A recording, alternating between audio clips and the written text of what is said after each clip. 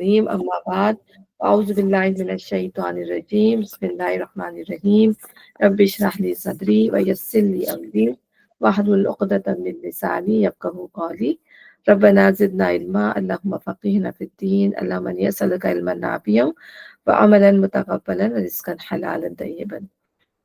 सूरह यासीन हम पढ़ेंगे, मक्की सूरह है। सूरह यासीन के बारे में मैंने आपको एक वीडियो भी भेज दी थी ताकि उसके बारे में जो हमारे कॉन्सेप्ट है वो क्लियर हो जाए, ठीक है ना। और यहाँ से हम पढ़ते हैं औज़ु बिल्लाहि मिनश शैतानिर रजीम बिस्मिल्लाहिर रहमानिर रहीम यासीन वल कुरआनिल हकीम इन्नका लमिनल मुरसलीन अला सिरातिम मुस्तकीम तंजीलल अज़ीज़िर रहीम। यासीन, कसम है कुरान हकीम की कि तुम यकीनन रसूलों में से हो, सीधे रास्ते पर हो, और ये कुरान गालिब और रहीम हस्ती का नाजिल करता है। यासीन ये हरूफ मुक़त्तआत है और मुख्तलिफ स्कॉलर्स हैं, मुख्तलिफ राय हैं। वो कहते हैं कि यहाँ पर यासीन जो है वो नबी सल्लल्लाहु अलैहि वसल्लम का नाम है, तो ऐसा नहीं है। यासीन जिस तरह दूसरे हरूफ मुक़त्तआत है, इसी तरह यासीन यहाँ भी हरूफ मुक़त्तआत के तौर पे इस्तेमाल हुआ है। कुरान की तारीफ में, कुरान की सूरत कह लें या मुखातिब करने का, जो भी इसकी जो इंटरप्रिटेशन है मुख्तलिफ, उस लिहाज से हम इसको यूज़ करेंगे। अब यहाँ पे कुरान की जो है कुरान हकीम की कसम खाई गई है, क्योंकि हम ये देखते हैं कि अल्लाह ताला जिस चीज़ को भी ऑनर देना चाहता है उसे कसम भी खाता है। अल्लाह ताला ने अपनी मखलूक़ात की भी कसम खाई है, क्योंकि जिन चीज़ों की अल्लाह ने कसम खाई है, अल्लाह ताला ने उनको अपने हाथ से बनाया है, अल्लाह ताला ने उनको बनाया है, और वो चीज़ जो है ज़ाहिर है अल्लाह ताला ने उसकी तस्दीक की है कि वो चीज़ें जो है वो कायम है, और अल्लाह ही के हुक्म से वो चीज़ें कायम है, ठीक है ना। और फिर इसी तरह कुरान हकीम की जो तारीफ अगर हम करें, हकीम से मतलब होता है हिकमत वाला कुरान। तो हिकमत किस लिहाज से कि हमने पढ़ा कि वो जजमेंट पास करता है, उसमें सारे जो है वो डिसीजंस हैं, जजमेंट है हर तरह की, और ये फुल ऑफ विजडम है। और फुल ऑफ विजडम किस लिहाज से है? अपने अहकाम के लिहाज से फुल ऑफ विजडम है, ठीक है ना। जैसे कि उसमें क्या करना है, क्या नहीं करना, कुरान ने जो है, कुरान से हमें पता चलता है हमें किस चीज से रोक दिया गया है और किस चीज को करने का कहा गया है। और दूसरी सबसे बड़ी बात ये कि जो भी चीजें कुरान के अंदर हैं वो हमारी फितरत के मुताबिक, हमारी फितरत और हमारी अकल के मुताबिक है। कोई चीज भी हम देखें कुरान में ऐसी नहीं है जिसको हमारी फितरत या हमारी अकल तस्लीम ना करती हो, ठीक है ना। अल्लाह ताला ने वही अहकाम दिए हैं हमें। और इसके अलावा देखें उसमें जो भी बात बयान की गई है कुरान के अंदर, वो अदल और इंसाफ के तकाजों के मुताबिक है। कोई चीज भी ऐसी नहीं है जो अदल से या इंसाफ के तकाजों से हटी हुई हो। और और फिर ये जो है कि वो, और अदल जो होता है या इंसाफ जो होता है वो बहुत ही बेस्ट होता है लोगों के लिए, जस्टिस के हिसाब से। तो ये किताब जो है वो जस्टिस करने वाली है, जस्ट किताब है। फिर हम ये देखते हैं कि इसमें वक्त और मौके की मुनासबत से अहकाम दिए गए हैं, ठीक है ना। जब और ऐसे भी अहकाम दिए गए हैं जब मुसलमान उनको करने के काबिल हो गए। हमने ये देखते हैं कि मक्की सूरतों के अंदर हमें कोई ऐसे अहकाम नजर नहीं आते। हम अभी थ्रू आउट सारी मक्की सूरतें पढ़ते हुए जा रहे हैं ना, तो हम देखते हैं कि इसमें अल्लाह ताला ने कोई अहकाम नाजिल नहीं किए। सिर्फ इन मक्की सूरतों के अंदर इंज़ार और बशारत है, ठीक है, और उनको डराया गया है और खुशखबरियां दी गई हैं। उसके अलावा अल्लाह ताला ने कोई हुक्म नहीं दिया। और जो अहकाम थे वो जो नमाज रोजे के वो पहले से चले आ रहे थे, हम पढ़ चुके हैं। हर अंबिया के ज़माने में वो चीज़ें राइज थी, और हज़रत इब्राहिम के ज़माने से लेकर और नबी सल्लल्लाहु अलैहि वसल्लम के ज़माने आने तक तब लोग करते थे, लेकिन उनके अंदर बहुत ज़्यादा जो है वो बिदअत आ गई थी। तो अपने तरतीब के लिहाज से कुरान जो है वक्त और मौके के लिहाज से जो है दिया गया। और मदनी सूरतों में हम देखते हैं कि किस तरह अल्लाह ताला ने वक्त की मुनासबत से अहकामात जो है वो नाजिल किए। और बाज़ अहकामात तो ऐसे थे कि जब अल्लाह ताला ने देखा कि जो लोग हैं वो इसको करने के काबिल हो गए हैं, कर सकते हैं, तो फिर अल्लाह ताला ने वो वक्त के साथ-साथ वो अहकाम नाजिल किए। जैसे हम देखते हैं रोज़े के जो हैं, फिर इसी लिहाज से जो है वो हमने तादीरी जैसे होते हैं ना, हद के जो अहकामात हैं, वो सबसे आखिर में हद के अहकामात वगैरह नाजिल हुए हैं। इस तरह सूद से रिलेटेड जो आयात है वो बिल्कुल आखिर में नाजिल हुई हैं, क्योंकि लोग शराब की आयात हम ये देखते हैं कि वो ज़ाहिर इतने ज़्यादा उसके अंदर इंडल्ज थे इन तमाम चीज़ों में कि उनको जो मुश्किल था करना, कि एकदम से अगर उसको छोड़ा जाता। और ऐसा लॉन्ड्री गुलामों के जो अहकामात थे वो अल्लाह ताला ने जो तदरीज के साथ अल्लाह ताला ने आहिस्ता-आहिस्ता उनको ख़त्म किया।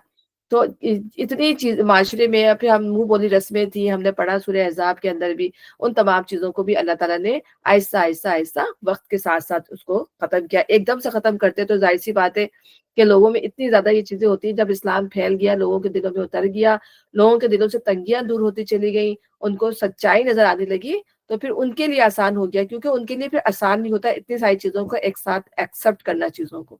تو اللہ تعالیٰ نے یہ قرآن کی حکمت ہے، مطلب یہ اللہ تعالیٰ کیوں کہہ رہا ہے یہ قرآن حکیم ہے؟ تو جب انسان اس کو کھلے دل سے پڑھتا ہے، کھلے مائنڈ کے ساتھ پڑھتا ہے، کوئی بائزنس دماغ کے اندر نہیں ہوتی، تو پھر انسان کو پتہ چلتا ہے کہ اس قرآن کے اندر کیا مطلب کیا خزانہ جو ہے وہ اللہ تعالیٰ نے رکھا ہوا ہے۔ تو قرآن حکیم کی کہ یقیناً تم رسولوں میں سے ہو، ٹھیک ہے، اور یہ قسم کھانے کا مقصد کیا ہے قرآن کی بھی، اور قرآن کی قسم کھانے کا کہ اللہ تعالیٰ بتا رہے ہیں کہ آپ جو ہے یقیناً، ایسا یہ بات نہیں ہے کہ نبی صلی اللہ علیہ وسلم کو نہیں پتا تھا کہ میں رسول ہوں، اور آپ ان کو بار بار یقین دلا رہے ہیں، لیکن یہ کس بات کا جواب دیا جا رہا ہے کہ لوگ آپ کو جو تھے وہ جھٹلا رہے تھے، لوگ آپ کو مان نہیں رہے تھے، تو اللہ تعالیٰ یہاں بار بار نبی صلی اللہ علیہ وسلم کو اشیور کراتا ہے کہ آپ رسول ہیں، ٹھیک ہے نا۔ اور اسی طرح جس طرح کہ دوسرے رسول لے کے دوسرے انبیاء آئے، اس طرح آپ بھی آئے ہیں اور آپ آخری نبی ہیں۔ اور قرآن جو ہے is evidence of prophethood, کہ قرآن جو ہے وہ ثبوت ہے کہ جب قرآن آیا یا نبی آیا ہے تو قرآن آیا ہے۔ قرآن خود سے تو اتر کے آسمان سے نہیں آ سکتا تھا، اس کے لیے جو کوئی لانے والا ہونا چاہیے تھا، اور یقیناً ظاہر وہ انسانوں میں سے ہی ہونا چاہیے تھا۔ تو یہ ایویڈینس ہے کہ انبیاءوں کا۔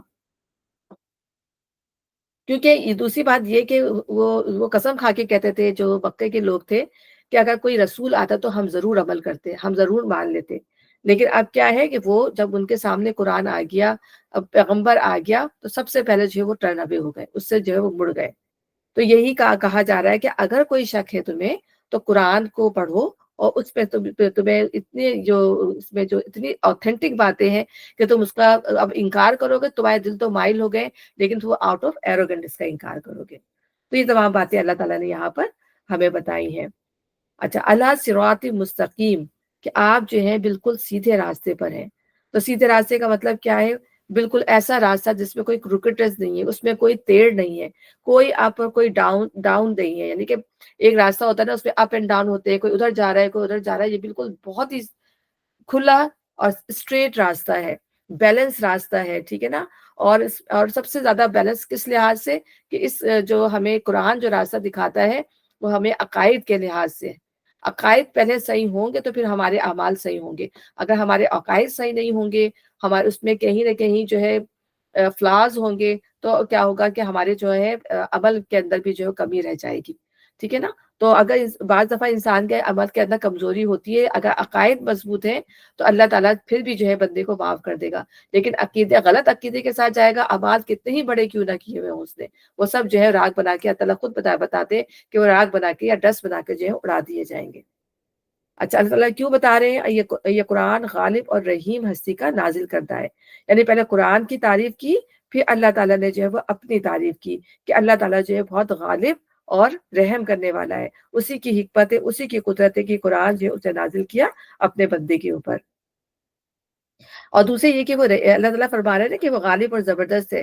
دوسرے یہ کہ وہ رحیم ہے۔ پہلی صفت بیان کرنے سے مقصود اس حقیقت پہ متنبع کرنا ہے کہ یہ قرآن کسی بے زور ناسی کی نصیحت نہیں جسے تم نظر انداز کر دو تو تمہارا کچھ نہ بگڑے، بلکہ اس مالک کائنات کا فرمان ہے جو سب پر غالب ہے، جس کے فیصلوں کو نافذ ہونے سے کوئی طاقت روک نہیں سکتی، اور جس کی پکڑ سے بچ جانے کی قدرت کسی کو حاصل نہیں۔ اور دوسری صفت بیان کرنے سے مقصود یہ احساس دلانا ہے کہ سراسر اس کی مہربانی ہے کہ اس نے تمہاری ہدایت کے لیے، تمہاری ہدایت اور رہنمائی کے لیے اپنا رسول بھیجا، اور یہ کتاب عظیم نازل کی تاکہ تم گمراہیوں سے بچ کر اس کی راستے پر چل سکو، تاکہ تم خبردار کرو۔ اب اللہ تعالیٰ کیوں بتا رہے ہیں کہ ہم نے تمہیں رسول بنایا، تم ہمارے حکم سے سیدھے راستے پر ہو، اور یہ نہایت ہی رحیم ہستی کا نازل کرتا ہے، تاکہ اب اس کا مقصد کیا ہے؟ اس قرآن کو اللہ تعالیٰ نازل کرنے کا مقصد بتا رہے ہیں تاکہ تم خبردار کرو ایک ایسی قوم کو جس کے باپ دادا خبردار نہ کیے گئے تھے، اور اس وجہ سے جو تھے وہ غفلت میں پڑے ہوئے تھے۔ اب یہاں پر دو بات کرتے تھے کہ جن کے باپ دادا خبردار نہ کیے گئے تھے۔ اچھا، اس کے دو ترجمے ہو سکتے ہیں کہ تم ڈراؤ ایک قوم کے لوگوں کو اس بات سے جس کے ان کے باپ دادا ڈرائے گئے تھے، کیونکہ وہ غفلت میں پڑے ہوئے ہیں۔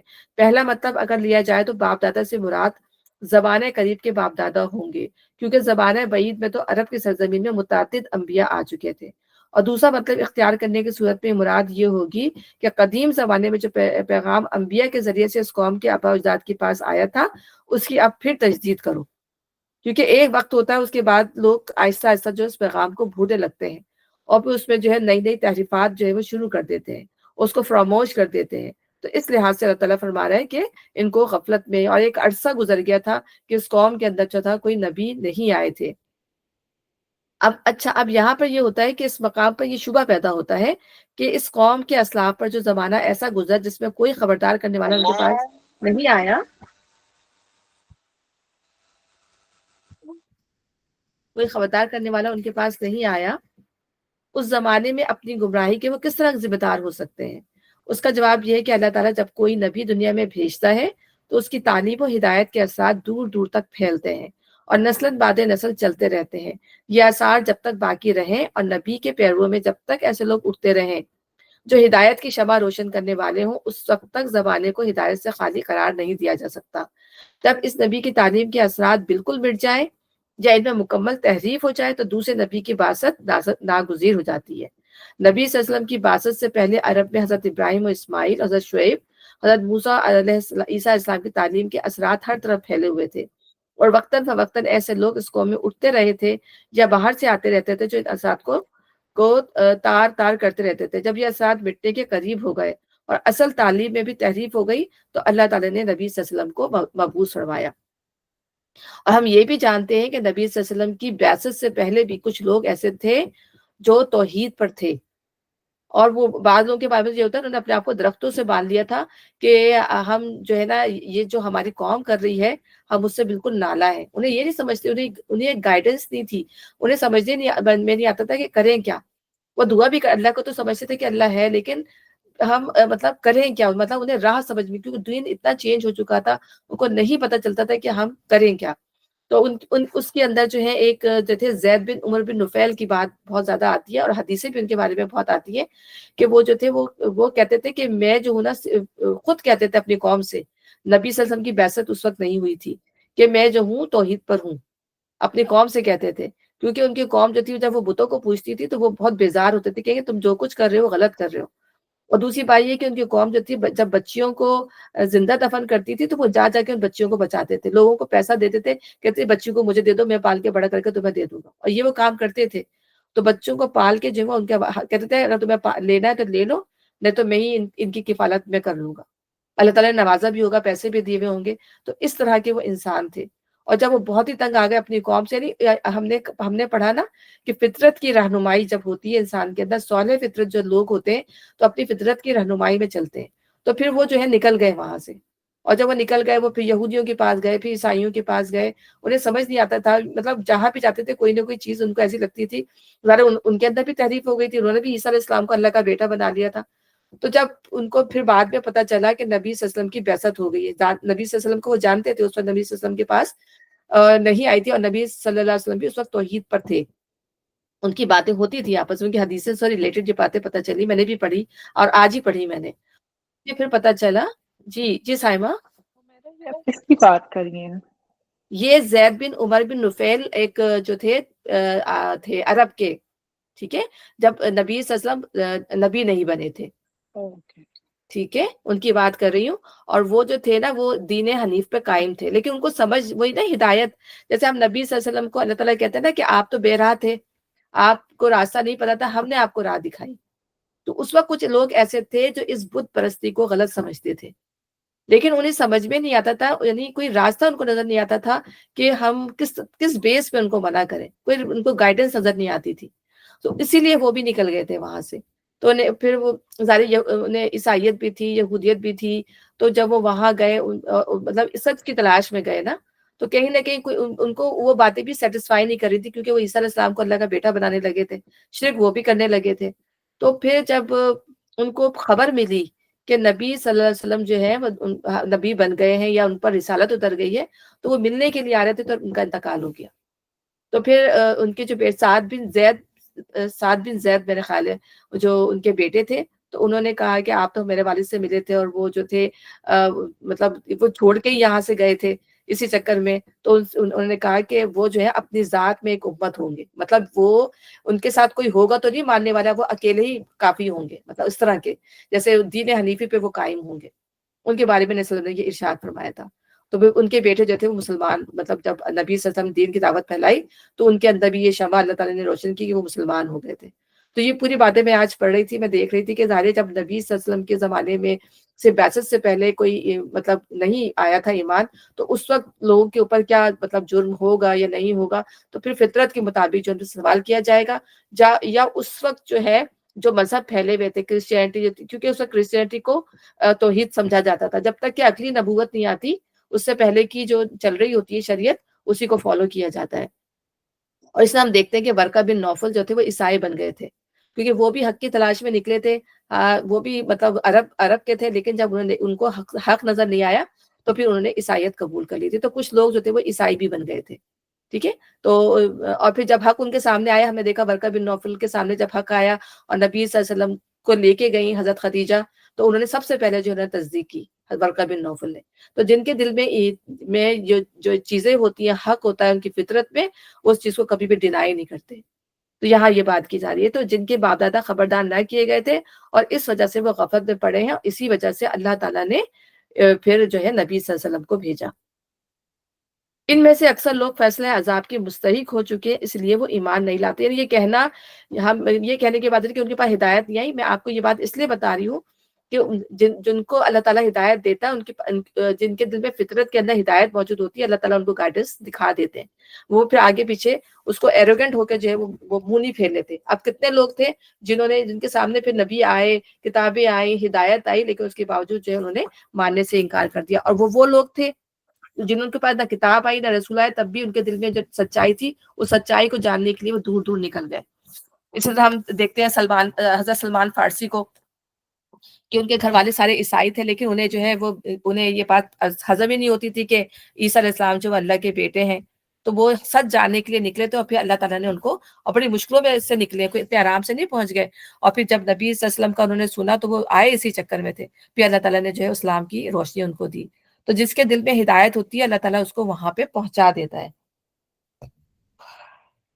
ان میں سے اکثر لوگ فیصلہ عذاب کے مستحق ہو چکے ہیں، اس لیے وہ ایمان نہیں لاتے، ٹھیک ہے نا، جنہوں نے اپنے اوپر خود ثابت کر لیا کہ ہم نہیں کریں گے، ہم نہیں ایمان لائیں گے۔ ہم نے ان کی گردنوں میں توق ڈال دی ہے جن سے وہ تھوڑیوں تک جکڑے گئے ہیں، اس لیے وہ سر اٹھائے کھڑے ہیں، ٹھیک ہے نا۔ یعنی جیسے ہم جس کی گردن میں کوئی تکلیف ہو جائے تو، یا بعض دفعہ ہوتا ہے نا اسپائنل کارڈ پہ تکلیف ہو جاتی ہے تو پوری گردن میں کالر لگا دیا جاتا ہے، تو جب کالر لگا دیا جاتا ہے تو کیا ہوتا ہے، وہ انسان اپنے آپ کو بھی دیکھ نہیں پاتا، گردن پوری اکڑی بھی رہتی ہے اور اوپر کی طرف رہتی ہے، منہ نیچے ہو ہی نہیں سکتا۔ تو اللہ تعالیٰ نے یہ جو مثال دی ہے کہ جو تھوڑیوں تک جکڑے گئے ہیں، اس کا مطلب یہ کہ out of arrogant, out of تکبر، ٹھیک ہے، تو گردنیں ان کی نیچے ہی نہیں ہوتی۔ جب ان کی گردنیں نیچے نہیں ہوتی تو کیا ہوتا ہے، عاجزی نہیں آتی، اور جب انسان کے اندر عاجزی نہیں آتی تو وہ اپنے آپ کو کیسے دیکھے گا، وہ صحیح باتوں کو کیسے ریئلائز کرے گا، ٹھیک ہے نا۔ تو جب انسان ایروگنٹ ہو جاتا ہے، تکبر میں آ جاتا ہے، تو وہ اس کو چیزوں کی حقیقت کا پتہ ہی نہیں چلتا۔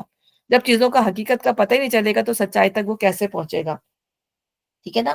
تو ہم یہ سوچتے ہیں کہ ہمارا اسٹیٹس کیا ہے، ہمارا اسٹیٹس جو ہے وہ غلام ہے، بندے ہیں ہم اللہ تعالیٰ کی، ٹھیک ہے نا۔ جب ہم اس ریئلٹی کو جانیں گے کہ ہم اللہ کے بندے ہیں، اسی کے مطابق جو ہے ہم کام کریں گے۔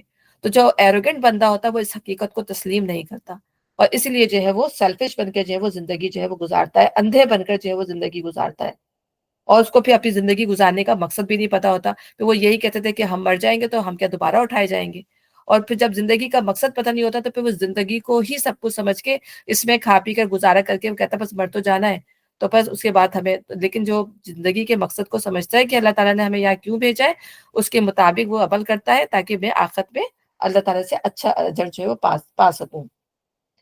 ہم نے ایک دیوار ان کے آگے کھڑی کر دی اور ایک دیوار ان کے پیچھے، ہم نے انہیں ڈھانک دیا، انہیں اب کچھ نہیں سوچتا۔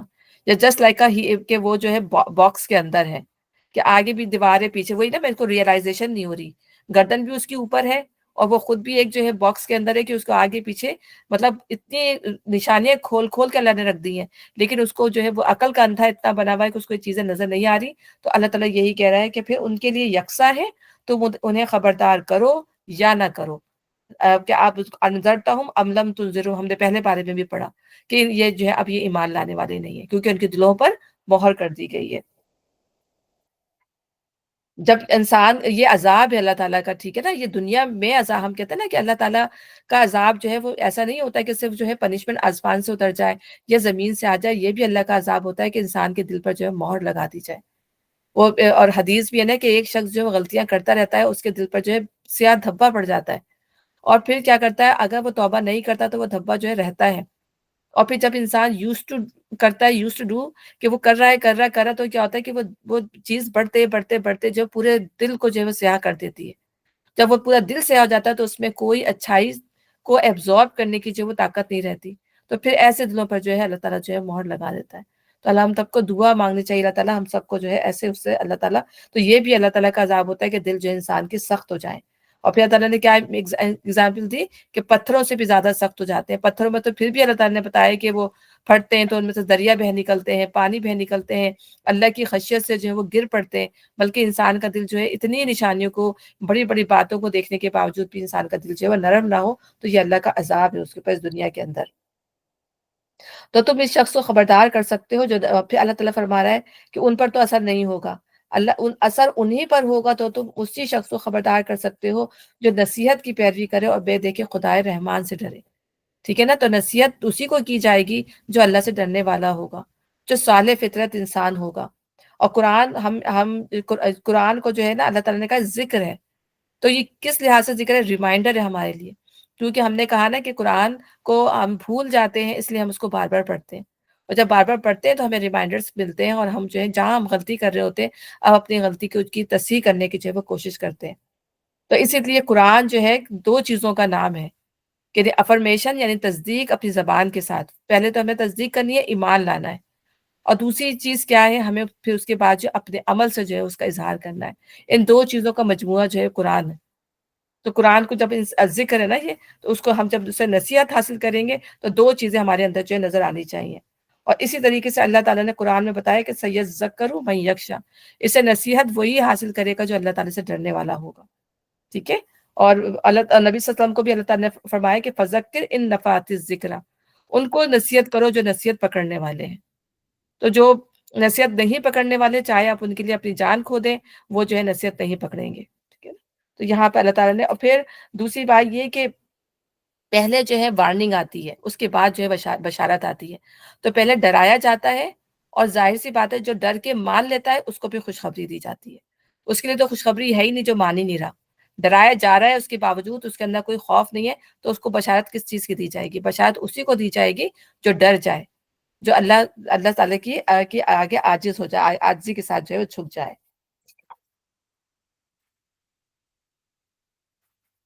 اسے مغفرت اور اجر کریم کی بشارت دے دو۔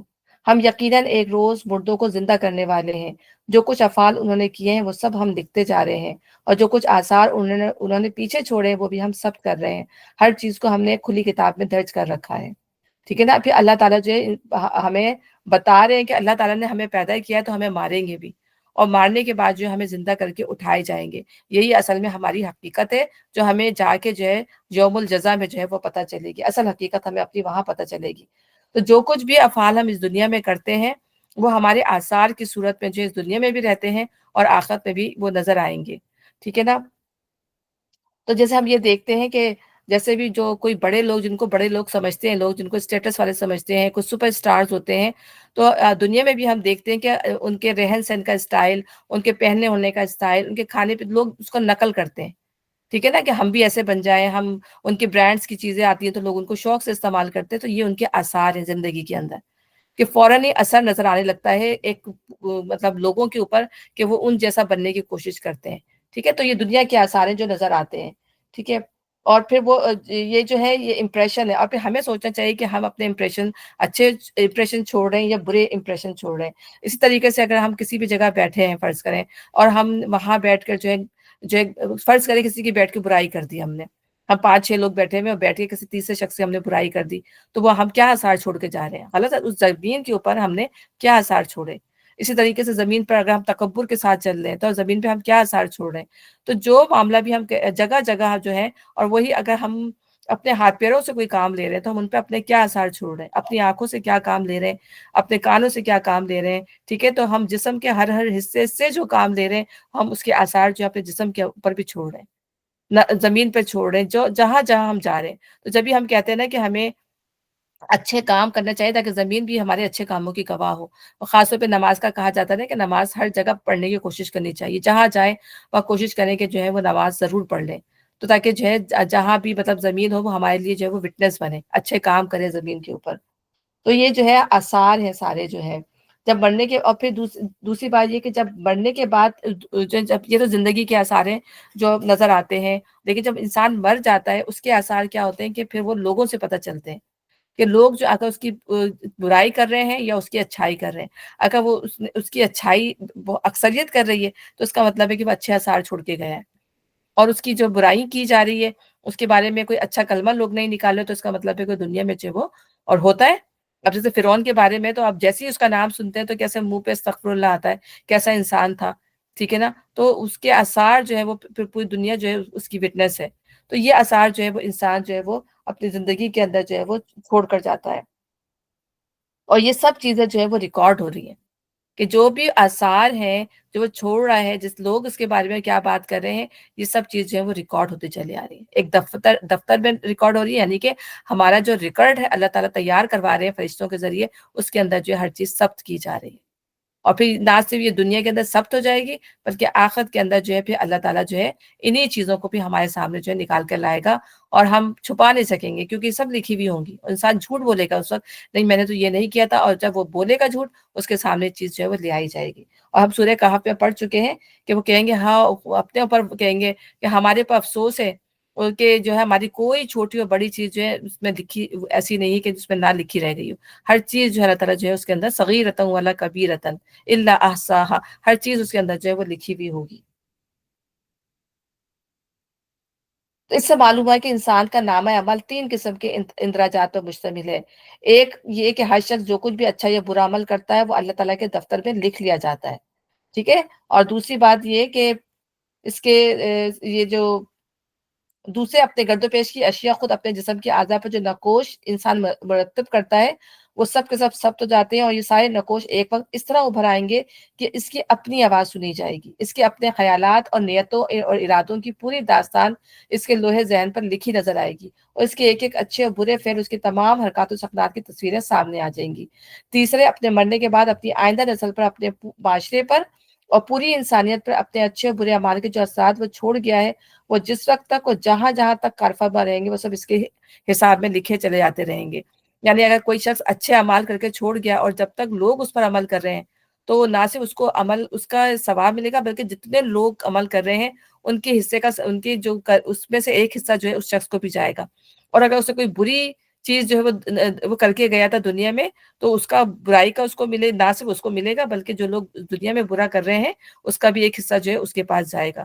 تو یہ سب آثار ہیں جو انسان کو بھگتنے پڑیں گے. اب آگے جو ہے اللہ تعالیٰ نے یہ سب بتانے کے بعد ایک بستی کا اللہ تعالیٰ نے ذکر کیا ہے، لیکن اس بستی کے بارے میں پتہ نہیں ہے. بس یہ کہا جاتا ہے کہ ہم نے کہا نا بنی اسرائیل کی مختلف علاقوں کے لحاظ سے، مختلف بستیوں کے لحاظ سے اللہ تعالیٰ نے ذکر کیا، تو یہ بھی ایک بستی تھی.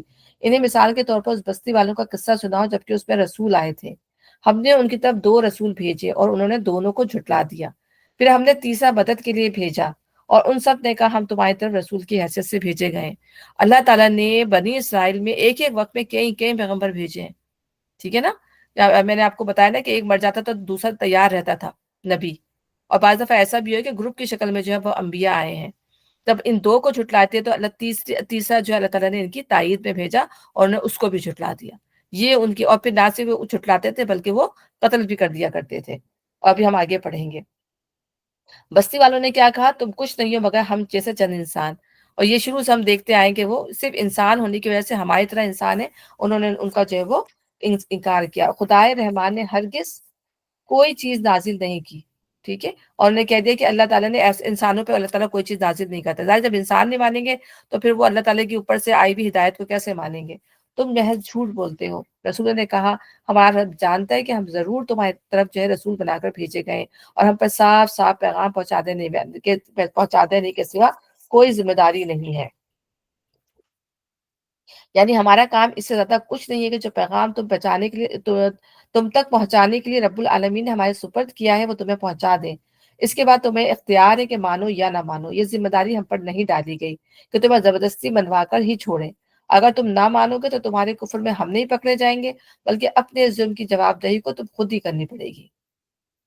بستی والے کہنے لگے اچھا بستی والے کہنے لگے ہم تو تمہیں اپنے لیے فعال بد سمجھتے ہیں، اگر تم باز نہ آئے تو ہم تمہیں سنسار کر دیں گے، ہم تم سے اور ہم سے تم بڑی دردناک سزا پاؤ گے۔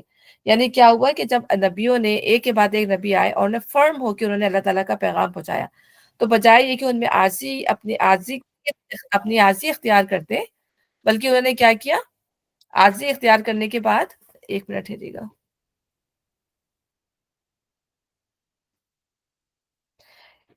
انہوں نے کیا کیا کہ عاجزی اختیار کرنے کے بجائے وہ اور زیادہ جو ہے وہ ایروگنٹ ہو گئے، اور زیادہ جو ہے وہ سرکش ہو گئے، ٹھیک ہے؟ اور پھر انہوں نے نہ صرف سرکش ہو گئے بلکہ انہوں نے کہا کہ ہم تو تمہیں اپنے لیے فعال بد سمجھتے ہیں، بیڈ اومن سمجھتے ہیں، فعال بد سمجھتے ہیں۔ تو یہ فعال بد کیا ہوتی ہے؟ یعنی کسی کو اپنے حق میں جو ہے وہ برا سمجھنا، یعنی وہ تقدیر پر جو انسان بھروسہ نہیں کرتا، اللہ تعالیٰ کی رضا پہ جو انسان بھروسہ نہیں کرتا، وہ اسی طرح جو ہے وہ دوسری چیزوں کو جو ہے فعال بد ٹھہراتا ہے۔ اس کی وجہ سے یہ ہوا، اس کے کرنے سے وہ مر گیا، اس کے کہنے سے اس کی بات سے جو ہے وہ اس کو یہ ہو گیا۔ تو یہ جب انسان کو اللہ پہ توکل، اللہ پہ بھروسہ نہیں ہوتا، تو وہ دوسرے انسانوں کے اوپر جو ہے وہ، اور یہ ہمارے یہاں بھی پاکستان میں بھی یہ چیزیں بہت ہیں، چاہے انڈیا میں یا ہمارے یہاں، کہ ہم فوراً جب کوئی ایسے معاملات ہوتے ہیں تو فوراً جو ہے لوگوں کو اس کا مورد الزام ٹھہرانے لگتے ہیں کہ اس کی وجہ یہ ذمہ دار ہے، حالانکہ معاملات جو ہے وہ اللہ تعالیٰ ہی کی طرف سے ہوتے ہیں۔ ہاں، انسان ضرور اس میں شامل ہو جاتا ہے، لیکن اللہ تعالیٰ نے اگر لکھا ہے، فرض کرے کسی کی شادی ختم ہو گئی، کسی کو کوئی بیماری آ گئی، کسی کا جو ہے ایکسیڈنٹ ہو گیا، حادثہ ہو گیا، تو فوراً جو ہے ہمیں کوئی نہ کوئی نظر آئے تو ہم اپنی وہ نکالنے کے لیے کہ نہیں یہ اس کی وجہ سے ہوا تھا، یہ یوں، یہ بچہ یوں لے گیا تھا، یہ اس نے یہ کر دیا تھا۔ تو یہ چیز جو ہے وہ بھی اسی لیے جو ہے اپنے ان کو جو انبیاء آئے ان کو اپنے لیے فعال بد کیوں سمجھتے تھے کہ ان کے آنے سے جو ہے وہ گھروں میں پھوٹ پڑ گئی تھی۔ انہوں نے کہا تم نے تو آتے ہی جو ہے اللہ کا ایک نام لے کے ہمارے اندر پھوٹ پڑوا دی ہے، ہمارے بچے ہم سے چلے گئے ہیں، ہمارے ماں باپ ہم سے چھن گئے، ہمارے بہن بھائی ہم سے چھن گئے، اور ہمارے گھر ہم پہلے خود کتنے خوشحال تھے، مزے سے رہتے تھے، تم نے آ کے جو ہمارے اندر یہ چیز پیدا کر دی، ٹھیک ہے؟ تو اس طرح کی وہ جو ہے باتیں کرتے تھے۔ اور آج بھی ہم یہ دیکھیں کہ کالی بلی گزر جائے تو ہو، اب کالی بلی گزر گئی تو پتہ دن بھر کیا ہوتا رہے گا، تو اس طرح کی باتیں کرنا۔ تو یہ جو ہے ایک مسلمان کا جو اللہ پر بھروسہ کرنے والا ہو، ٹھیک ہے، اس کے لیے شایان شان نہیں، ایک جو مومن بندہ ہوتا ہے کہ وہ اس طرح کی غلط باتیں جو ہے اپنے منہ سے نکالے، اور اس پہ اللہ تعالیٰ کتنا غضبناک ہوتا ہے کہ اس نے اللہ کو چھوڑ کر ان چیزوں کے اوپر جو ہے وہ کر دی۔ تو یہ بتانے کا مقصد یہ ہے کہ جب بھی ان کے اوپر کوئی ایسے معاملات ہوتے تھے تو بجائے یہ کہ اپنے اندر کی غلطیوں کا وہ تذکیہ کریں، اپنے اندر کی وہ غلطیوں کو دیکھیں، تو وہ جو ہے اپنے نبیوں کے اوپر یا ان صحابہ کرام کے اوپر جو ہے وہ بات ڈال دیا کرتے تھے، اور پھر کیا کہتے تھے، اگر تم باز نہ آئے تو ہم تم کو سنسار کر دیں گے اور ہم سے تم جو ہے بڑی دردناک سزا پاؤ گے۔ اچھا، یہاں پہ تو تطیرنا کا مطلب ہے تیر، میں نے آپ کو پہلے بھی بتایا تھا، تیر کا مطلب ہوتا ہے پرندہ، تو تطیرنا سے جو ہے فعل بد نکلا ہے۔ یعنی اس زمانے پہ بھی، نبی صلی اللہ علیہ وسلم کے زمانے میں بھی وہ کیا کرتے تھے کہ وہ پرندوں کو اپنے لیے جو ہے شگون کا باعث سمجھتے تھے، کہ پرندہ اگر جو ہے انہیں جب کوئی کام کرنا ہوتا تھا یا نہیں کرنا ہوتا تھا تو پرندوں کو جو ہے وہ اڑا دیا کرتے تھے، اگر پرندہ جو ہے سیدھی طرف چلا گیا تو اس کام کو کر لیتے تھے، اور پرندہ اگر لیفٹ سائڈ پہ اڑ گیا تو اس کام کو نہیں کرتے تھے۔ تو اس لیے اس کا نام جو ہے اس کو اللہ تعالیٰ نے قرآن میں تطیرنا بکم کہا ہے، ٹھیک ہے؟ تیر کہتے ہیں اس کو، قسمت کو خراب شگون لینا، ٹھیک ہے؟ تو رسولوں نے جواب دیا تمہاری فعال بد تو تمہارے اپنے ساتھ لگی ہوئی ہے، کیا یہ باتیں تم اس لیے کہتے ہو کہ تمہیں نصیحت کی گئی؟ یعنی تمہارے اپنے ساتھ لگی ہوئی کا مطلب کیا ہے؟ تمہاری اپنی غلطیوں کوتاہیوں کی وجہ سے تم سیدھے ہی نہیں ہو کے دے رہے، تو اس لیے تمہارے ساتھ یہ معاملات ہو رہے ہیں۔ کیا یہ باتیں تم اس لیے کرتے ہو کہ تمہیں نصیحت کی گئی ہے؟ اصل بات یہ ہے کہ تم حد سے گزرے ہو لوگ ہو، یعنی تم ماننا ہی نہیں چاہتے ان چیزوں کو، اسی وجہ سے تم بھلائی سے بھاگنا چاہتے ہو اور ہدایت کے بجائے گمراہی تمہیں پسند ہے، اس لیے حق و باطل کا فیصلہ دلیل سے کرنے کے بجائے اوہام و خرافات کا سہارے پہ بہانے بازیاں کر کے باتوں کو ٹال رہے ہو۔ اتنے میں شہر کے دور دراز گوشے سے ایک شخص دوڑتا ہوا آیا. یعنی جب یہ تینوں پیغمبر جو تھے اپنے قوم سے ان کو سمجھا رہے تھے، ان سے باتیں کر رہے تھے، تو ان کا ساتھ دینے کے لیے جو ہے ایک دور سے آدمی جو ہے وہ بھاگتا ہوا آیا. کوئی بھی ان کی بات نہیں مان رہا تھا، لیکن اس شخص کو بات سمجھ میں آ گئی اور اس نے کہا کہ میری قوم کے لوگوں، رسولوں کی پیروی اختیار کر لو. پیروی کرو ان لوگوں کی جو تم سے کوئی اجر نہیں چاہتے اور ٹھیک راستے پر ہیں. کتنے خوبصورت اس نے بات کی کہ دو چیزیں ہوتی ہیں جو اللہ کی بات پہنچاتا ہے، جو پیغمبر ہوتے ہیں کہ وہ جو ہے اپنے خالص ہو کے جو وہ کام کرتے ہیں، وہ اللہ سے اجر کی امید رکھتے ہیں. وہ لوگوں سے اجر کی امید نہیں رکھتے کہ یہ مجھے یہ دے دے گا، یہ مجھے اس سے یہ امید ہے، نہیں. اور دوسرا جو ظاہر ہے اس کی جو ہے کول اور فیل جو بھی اس کا ہوتا ہے. تو یہ دو چیزیں ہوتی ہیں. تو اس نے کہا کہ دیکھو وہ بیچارے مار بھی کھا رہے ہیں، تکلیفیں بھی سہ رہے ہیں، کوئی اجر بھی نہیں لے رہے، تو تم ان کی بات مان لو، وہ صحیح بات کہہ رہے ہیں. آخر کیوں نہ میں اس ہستی کی بندگی کروں جس نے مجھے پیدا کیا اور جس کی طرف تم کو جو ہے وہ پلٹ کے آنا ہے. یعنی اس فقرے کے دو حصے ہیں. پہلا حصہ استدلال کا شہکار ہے اور دوسرے حصے میں حکمت تبلیغ کا کمال دکھایا گیا ہے. پہلے حصے میں وہ کہتا ہے کہ خالق کی بندگی کرنا تو سراسر عقل و فطرت کا تقاضا ہے. نامعقول بات اگر کوئی ہے تو وہ یہ کہ آدمی ان کی بندگی کرے جنہوں نے اسے پیدا نہیں کیا، نہ یہ کہ وہ اس کا بندہ بن کر رہے جس نے، نہ کہ یہ کہ وہ اس کا بندہ بن کر رہے جس نے اسے پیدا کیا. دوسرے حصے میں وہ اپنے قوم کے لوگوں کو یہ احساس دلاتا ہے کہ مرنا آخر تم کو بھی ہے اور اسی اللہ کی طرف جانا ہے جس کی بندگی اختیار کرنے میں تم سب کو اعتراض ہے. اب تم خود سوچ لو کہ اس سے منہ موڑ کر تم کس بھلائی کی توقع کر سکتے ہو. کیا میں اسے چھوڑ کے دوسرے معبود بنا لوں؟ حالانکہ اگر خدائے رحمان مجھے کوئی نقصان پہنچانا چاہے تو نہ ان کی شفاعت میرے کسی کام آ سکتی اور نہ وہ مجھے چھڑا ہی سکتے ہیں. ٹھیک ہے نا؟ تو اگر میں کسی اور کو کروں گا اور کسی اور کو بھی معبود بناؤں گا تو ظاہر ہے وہ میرے کسی کام نہیں آ سکتے. اگر میں ایسا کروں تو میں سرہی گمراہی میں مبتلا ہو جاؤں گا. یعنی اگر میں تمہاری بات مان لوں اور تمہارے ہی جیسے کام کر لوں تو میں بھی اسی طرح سرہی گمراہی میں ہوں گا. تو میں تو تمہارے رب پر ایمان لے آیا. اس نے یہ کیوں کہا تمہارے رب پر؟ کہ نہ صرف وہ میرا رب ہے بلکہ تمہارا رب بھی ہے. تو اس نے کلیکٹیولی بات کہی تو میری بات مان لو. یعنی اس نے آ کے جو ہے وہ حق کی گواہی دی اور ان جو ہے انبیاء کا جو ہے اس نے ساتھ دیا. اسی بنا کے اوپر جو ہے اللہ تعالیٰ نے اس کو جو ہے جنت پہ داخل کیا جب ان لوگوں نے اس کو قتل کر دیا. یعنی ان کو جو ہے یہ کھلی کھلی بات جو ہے پسند نہیں آئی اس شخص کی. اس نے لوگ جو ظاہر جب اتنے سرکش لوگ ہوتے ہیں، جیسے ہم نے دیکھا اللہ تعالیٰ نے فرمایا تھا نا کہ فرعون کی قوم میں سے چند نوجوانوں کے علاوہ کسی نے نہیں مانا فرعون کے خوف سے، اس کے ظلم کے خوف سے. تو کیا ہوتا ہے کہ بعض دفعہ جو ہے یہ سد راہ بن کے کھڑے ہو جاتے ہیں. ایسے لوگ جو ہوتے ہیں ظالم بن جاتے ہیں، نہ صرف وہ خود رک رہے ہوتے ہیں اور وہ لوگوں کو بھی اللہ کے راستے سے روک رہے ہوتے ہیں. تو اللہ تعالیٰ خود فرماتا ہے کہ یہ دوہرے جو ہے ظلم کا جو ہے بار اٹھائے ہوئے ہوں گے، ایک نہ صرف اپنے رکنے کا بلکہ دوسروں کو روکنے کا.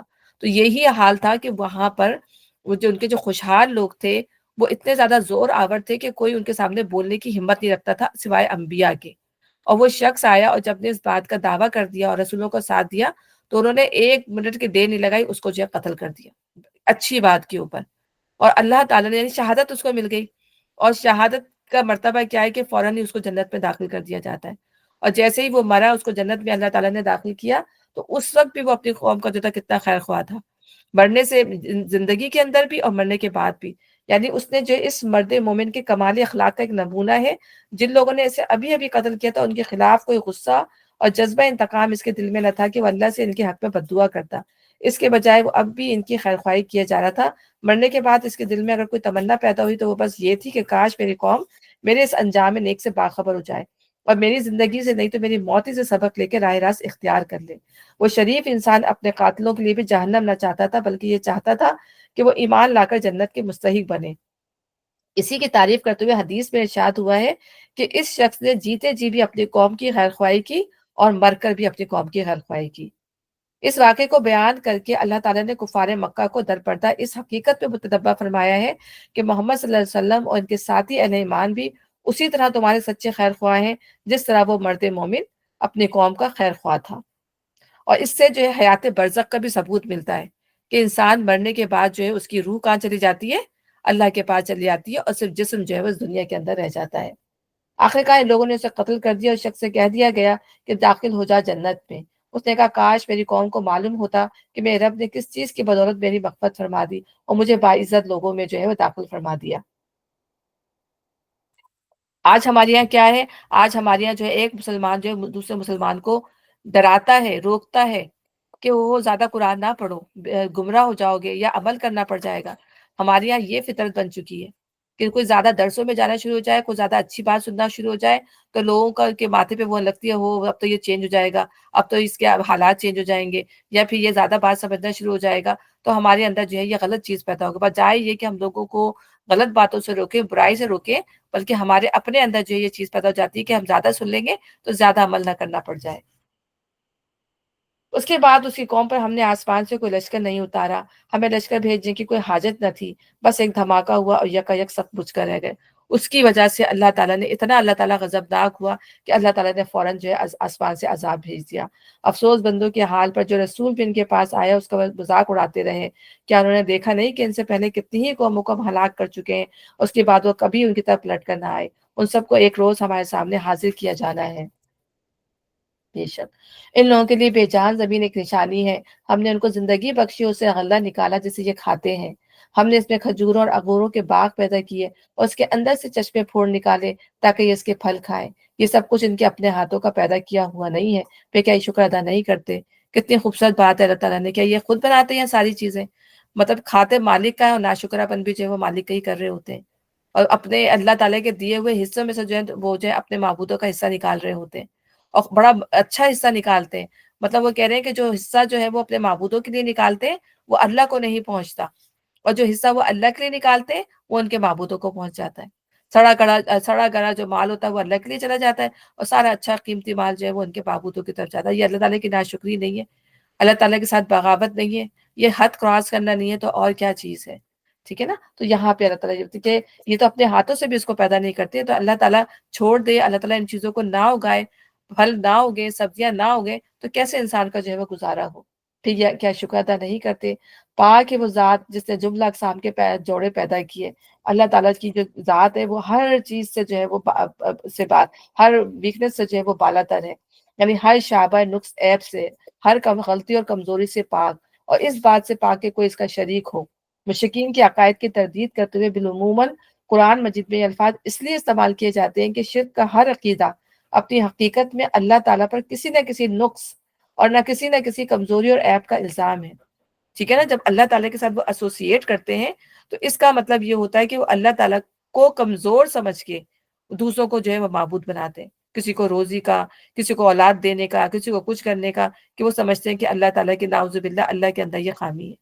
یہاں پہ اللہ تعالیٰ بتا رہے ہیں کہ اللہ تعالیٰ جو ہے سبحان اللہ، اللہ تعالیٰ ہر عیب سے جو ہے وہ پاک ہے۔ سبحان الذی خلق الازواج کلھا، پاک ہے وہ ذات جس نے جملہ اقسام کے جوڑے پیدا کیے، خواہ وہ زمین کی نباتات میں سے ہوں یا خود ان کی اپنی جنس یعنی نوع انسانی میں سے، یا ان اشیاء میں سے جن کو یہ جانتے نہیں۔ یعنی انسان ہم دیکھیں اللہ تعالیٰ نے ہر چیز کا جوڑا پیدا کیا ہے، اور صرف کس کا جوڑا نہیں ہے؟ اللہ تعالیٰ کا۔ اللہ کا کوئی ازواج نہیں ہے، اللہ کا کوئی ایسوسیٹ نہیں ہے۔ لیکن اگر ہمیں کسی کا پیر نہیں پتا فرض کریں، تو یہ ہماری قلت علم کا نتیجہ ہے کہ ہمیں پتہ ہی نہیں ہے بعض چیزوں کا کہ ان کا جوڑا ہے کہ نہیں۔ جب اللہ نے کہہ دیا کہ اللہ تعالیٰ نے جو ہے وہ جوڑا بنایا ہے، تو اس کا مطلب ہے کہ اللہ نے ہر چیز کا جوڑا بنایا ہے۔ تو اللہ تعالیٰ نے قرآن میں بتایا نا، ہم نے ہر چیز کے جوڑے پیدا کیے تاکہ تم یاد کرو اور نصیحت پکڑو۔ تو اللہ تعالیٰ نے کیا ہے تو اللہ تعالیٰ نے بنائے ہیں۔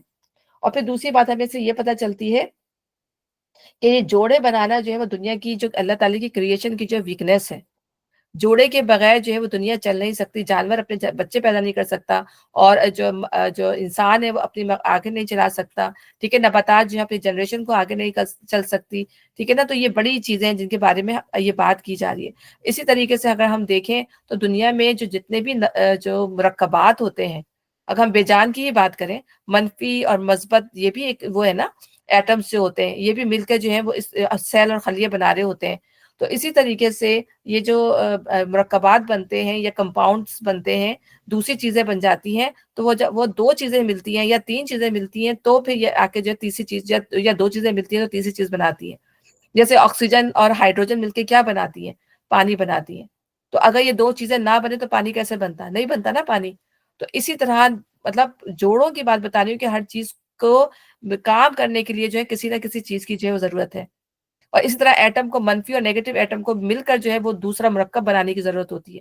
تو ایک مرکب یا ایک ایٹم سے دو ایٹم مل کے جو ایک مرکب یا ایک مالیکیول بناتے ہیں. تو ہم یہ دیکھیں کہ اللہ تعالیٰ نے مطلب اس زمانے کی باتیں جو ان کو پتہ بھی نہیں ہوں گی، اور آج ہم جو چیز دریافت کر رہے ہیں اللہ تعالیٰ نے ہمارے سامنے کھول کے، اور جیسے جیسے دریافت کریں گے اللہ تعالیٰ قرآن کی حقیقت جو نکھر کے جو انسان کے سامنے جو وہ آتی رہے گی، کہ جیسے جیسے علم بڑھتا رہے گا لوگوں کی سوچ میں تبدیلی آتی رہے گی، وہ قرآن کو اسی زاویے سے جو ہے پڑھیں گے. کتنی خوبصورت باتیں ہیں یہ کہ اللہ تعالیٰ نے جو ہے وہ ہر چیز کے جو ہے جوڑے پیدا کیے، اور بے شک اپنے جوڑے کے بغیر جو ہے کوئی اور انسان جو ہے جوڑے کے بغیر رہ ہی نہیں سکتا. آپ دیکھیں ایک مچھلی کو بھی پانی کے اندر اکیلا چھوڑ دیا جائے تو کتنی اداس وہ مچھلی لگتی ہے. کسی کبوتر کو یا کسی طوطے کو اکیلے ڈال دیں تو اکیلا کیسے وہ پنجرے میں بند رہے گا، سوچنے کی بات ہے. تو اس کے ساتھ جو ہے ہم خود کہتے ہیں نہیں، اس کے ساتھ کوئی اس کا ساتھی ہونا چاہیے، کم از کم دو بندے تو ہوں، تاکہ دو پرندے تو ہوں یا دو مچھلیاں تو ہوں. تو زندگی گزارنے کے لیے اس دنیا کے اندر جو ہے وہ ازواج کی جو ہے وہ ضرورت ہے. انسان جو ہے معاشرتی حیوان ہے، ایک طرح سے کہتے ہیں نا کہ اب ان کا گزارا ہی نہیں ہے. وہ بہت خوبصورت بات اللہ تعالیٰ فرما رہے ہیں کہ اپنی جنس یا نوع انسانی میں یا ان اشیاء میں سے جن کو یہ جانتے نہیں، اللہ تعالیٰ نے جو ہے وہ اس کے پیر بنائے ہیں. پھر اللہ تعالیٰ پھر اپنی نشانیاں بتاتے ہیں. ان کے لیے ایک اور نشانی ہے، ہم اس کے اوپر سے دن ہٹا دیتے ہیں تو ان پر جو ہے اندھیرا چھا جاتا ہے اور سورج وہ اپنے ٹھکانے کی طرف چلا جا رہا ہے. یعنی یہ بھی اللہ ہی کی قدرت ہے نا کہ اللہ تعالیٰ جو ہے وہ جب سورج کو سنسٹ کر دیتا ہے تو اندھیرا آ جاتا ہے، اور سورج جب نکل آتا ہے تو پھر دن نکل آتا ہے. تو یہ اللہ ہی کی قدرت ہے، اور سورج جو ہے وہ اپنے ٹھکانے کی طرف چلا جا رہا ہے. یعنی اس کا ایک اپوائنٹڈ ٹائم ہے اور اس پر جو ہے چلتا رہ رہا ہے، یعنی چلتا چلا جا رہا ہے، چلتا چلا جا رہا ہے. اور جب وہ وقت آئے گا اس کے رکنے کا، جب اللہ کا حکم، کیونکہ اللہ کے حکم سے چل رہا ہے نا، اور پھر یہ اللہ کا حکم آئے گا تو وہ جب ہوگا تو وہ رک بھی جائے گا. اور ابو ذر غفاری سے جو ہے وہ روایت ہے کہ ایک دفعہ ہم سب نبی صلی اللہ علیہ وسلم کے ساتھ بیٹھے ہوئے تھے تو سورج جو تھا وہ غروب ہو گیا. تو ہم نے نبی صلی اللہ علیہ وسلم سے پوچھا کہ یہ سورج کہاں چلا گیا؟ تو آپ نے کہا کہ بینیتھ دا تھرون، جو ہے وہ عرش کے نیچے چلا گیا، اور وہاں جا کے جو اس نے پروسٹریٹ کیا، اللہ تعالیٰ کو جو سجدہ کیا، اور پھر اللہ تعالیٰ نے اس کو اجازت دی کہ اب دوبارہ نکل جا، دوبارہ رائز ہو جا. تو مطلب ایک حدیث کے لحاظ سے نبی صلی اللہ علیہ وسلم یہ بات بتائی کہ سورج بھی جو ہے وہ جا کے اللہ کو جو ہے وہ سجدہ کرتا ہے، اور پھر اللہ کی اجازت سے جو ہے وہ دوسرے دن جو ہے نکلتا ہے، اور یہ حکم اس کو روز ملتا ہے، وہ روز جاتا ہے. اور روز یعنی بیسیکلی اگر ہم یہ بھی کہیں کہ وہ اپنے پوائنٹ پہ جا رہا ہے، مدار میں گردش کر رہا ہے، لیکن ہم یہ پڑھتے ہیں اللہ تعالیٰ کہہ رہے ہیں کہ زمین اور آسمان کی ہر چیز جو اللہ کو سجدہ کر رہی ہے. تو سورج ہیں، چاند ہیں، ستارے، یہ بھی، اور ہمیں ان کا طریقہ نہیں پتا وہ کس طرح اللہ تعالیٰ کو پروسٹریٹ کر رہے ہیں. تو یہ ہے کہ اب وہ سورج بھی اپنے ٹھکانے کی طرف چلا جا رہا ہے. یہ زبردست علیم ہستی کا باندھا ہوا حساب ہے. یعنی وہ عزیز اور جو جس نے ہر چیز کو ایک مقدار کے لحاظ سے بنایا ہے، کس کا ٹائم کیا ہے، اس کا مقدار کیا ہے، اس کا شمار کیا ہے، اللہ تعالیٰ جو ہے ہر چیز کو جو ہے بہتر طریقے سے جانتا ہے، اور اسی کے مطابق جو چیز ہے وہ کام کر رہی ہے.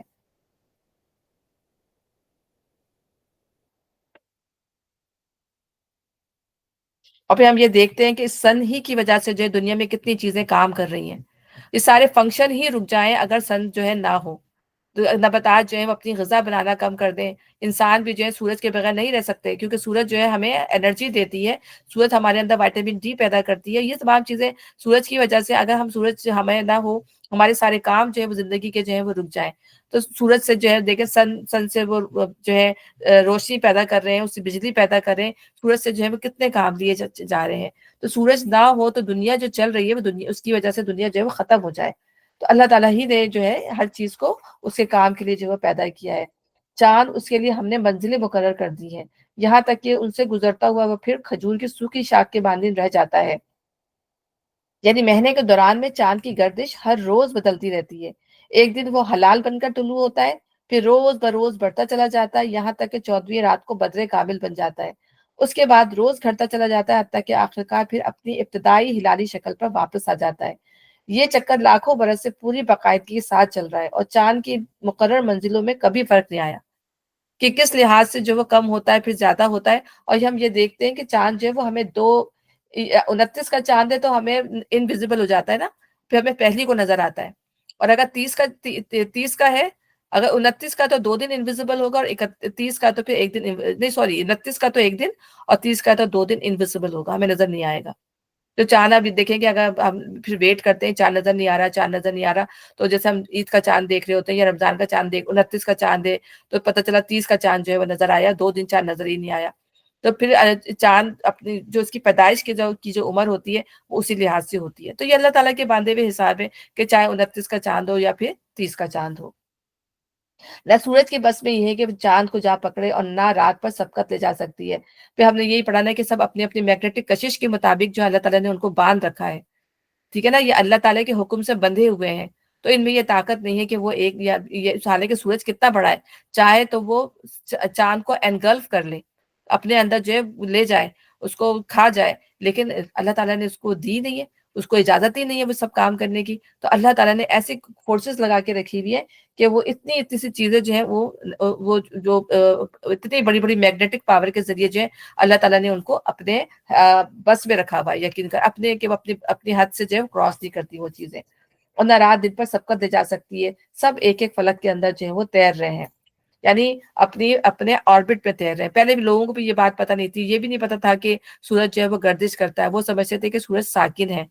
پھر ظاہر جب قرآن کے اندر لکھا تھا سورج گردش کر رہا ہے، تو پھر بعد میں یہ لوگ بھی پھر حیران ہوتے جب انہوں نے بعد میں پتا چلا کہ ہاں سورج تو گردش کر رہا ہے. قرآن کی بات کو وہ مانتے ہی نہیں تھے. جب سائنٹسٹ نے کہا نہیں سورج تو گردش نہیں کرتا، تو قرآن کی بات کو نہیں مانتے تھے.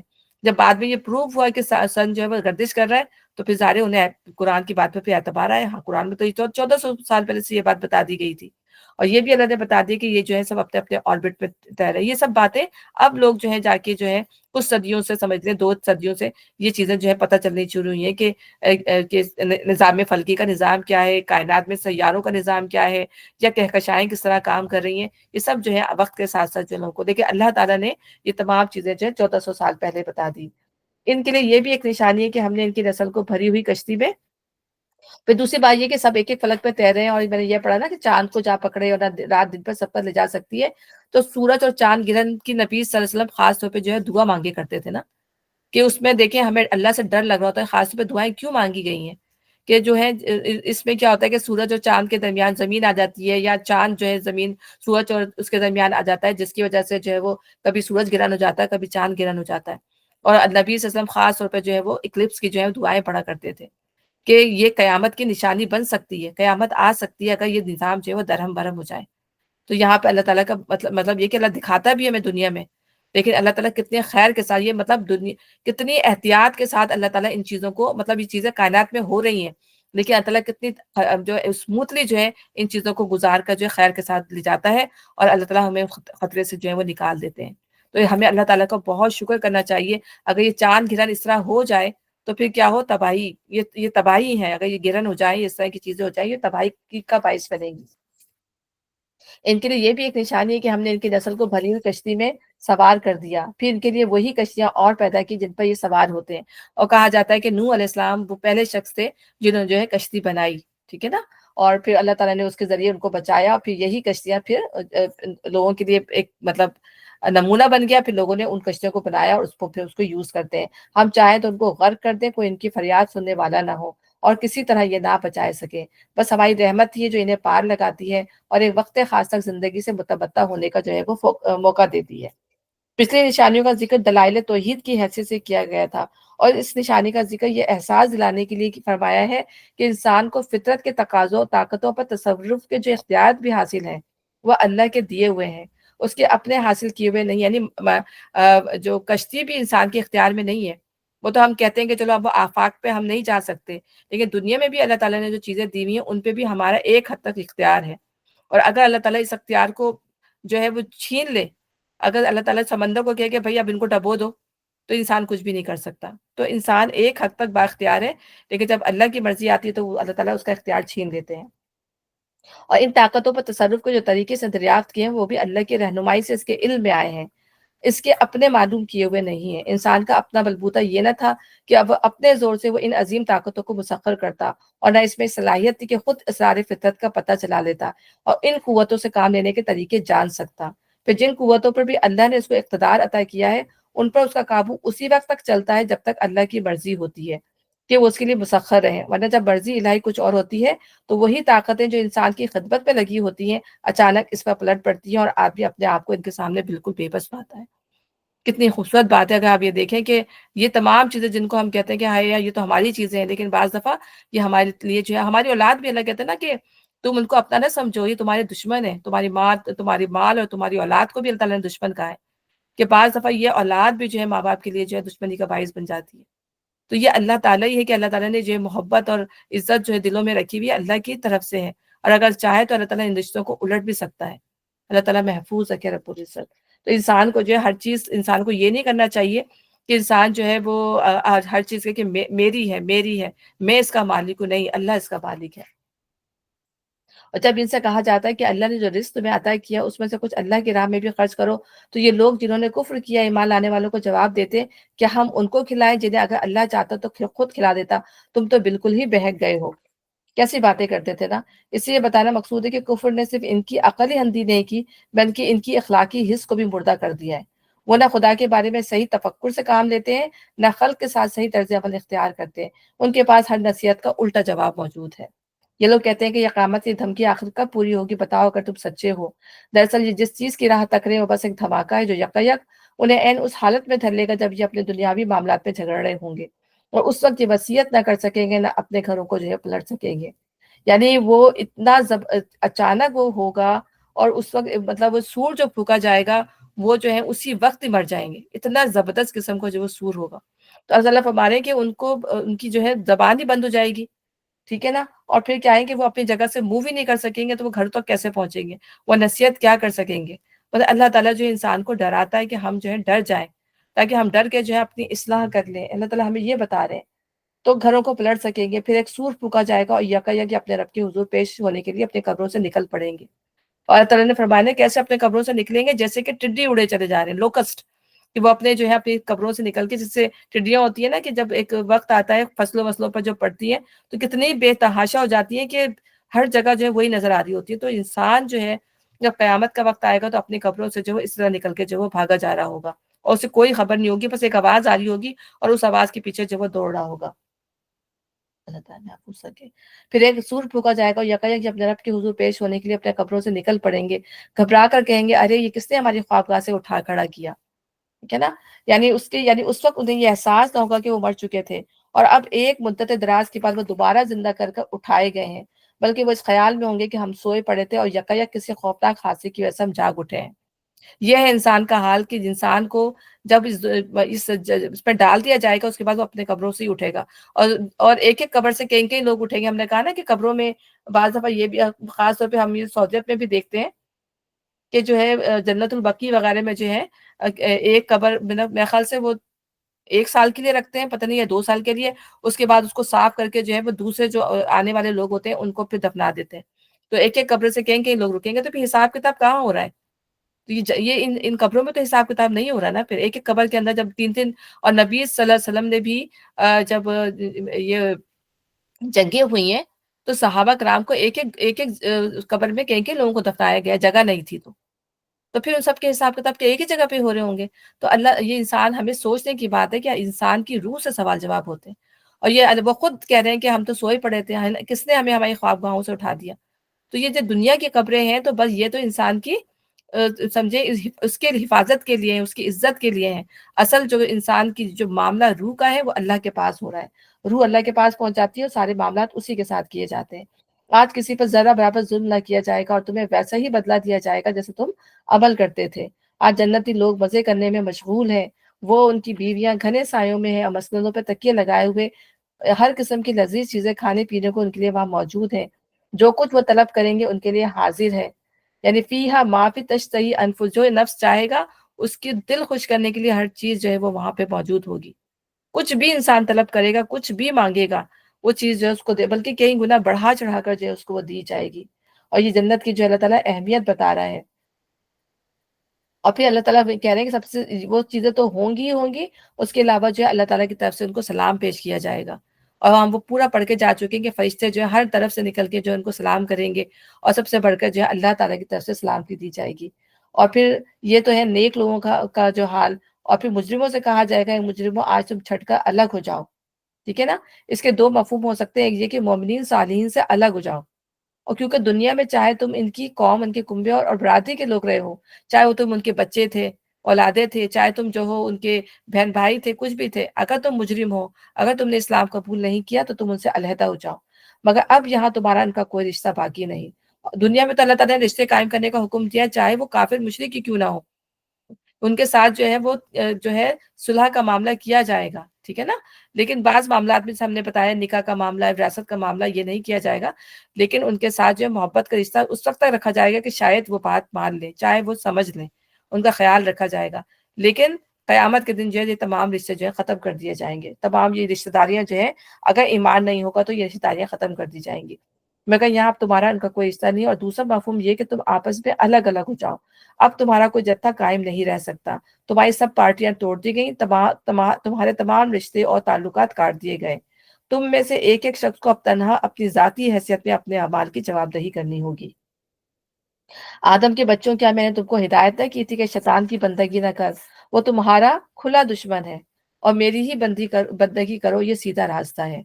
یعنی مومن کی ساری زندگی جو ہے وہ عبادت ہے، اللہ کی مرضی کے مطابق سونا، اللہ کی مرضی کے مطابق کھانا، اس کی مرضی کے مطابق پینا، پہننا، کمانا، ٹھیک ہے نا، ہر چیز، وراثت کی تقسیم، جو کچھ بھی انسان دنیا میں جو بھی زندگی کے معاملات کرتا ہے، اگر وہ قرآن اور سنت کے مطابق ہے، وہ سب عبادت میں آتے ہیں۔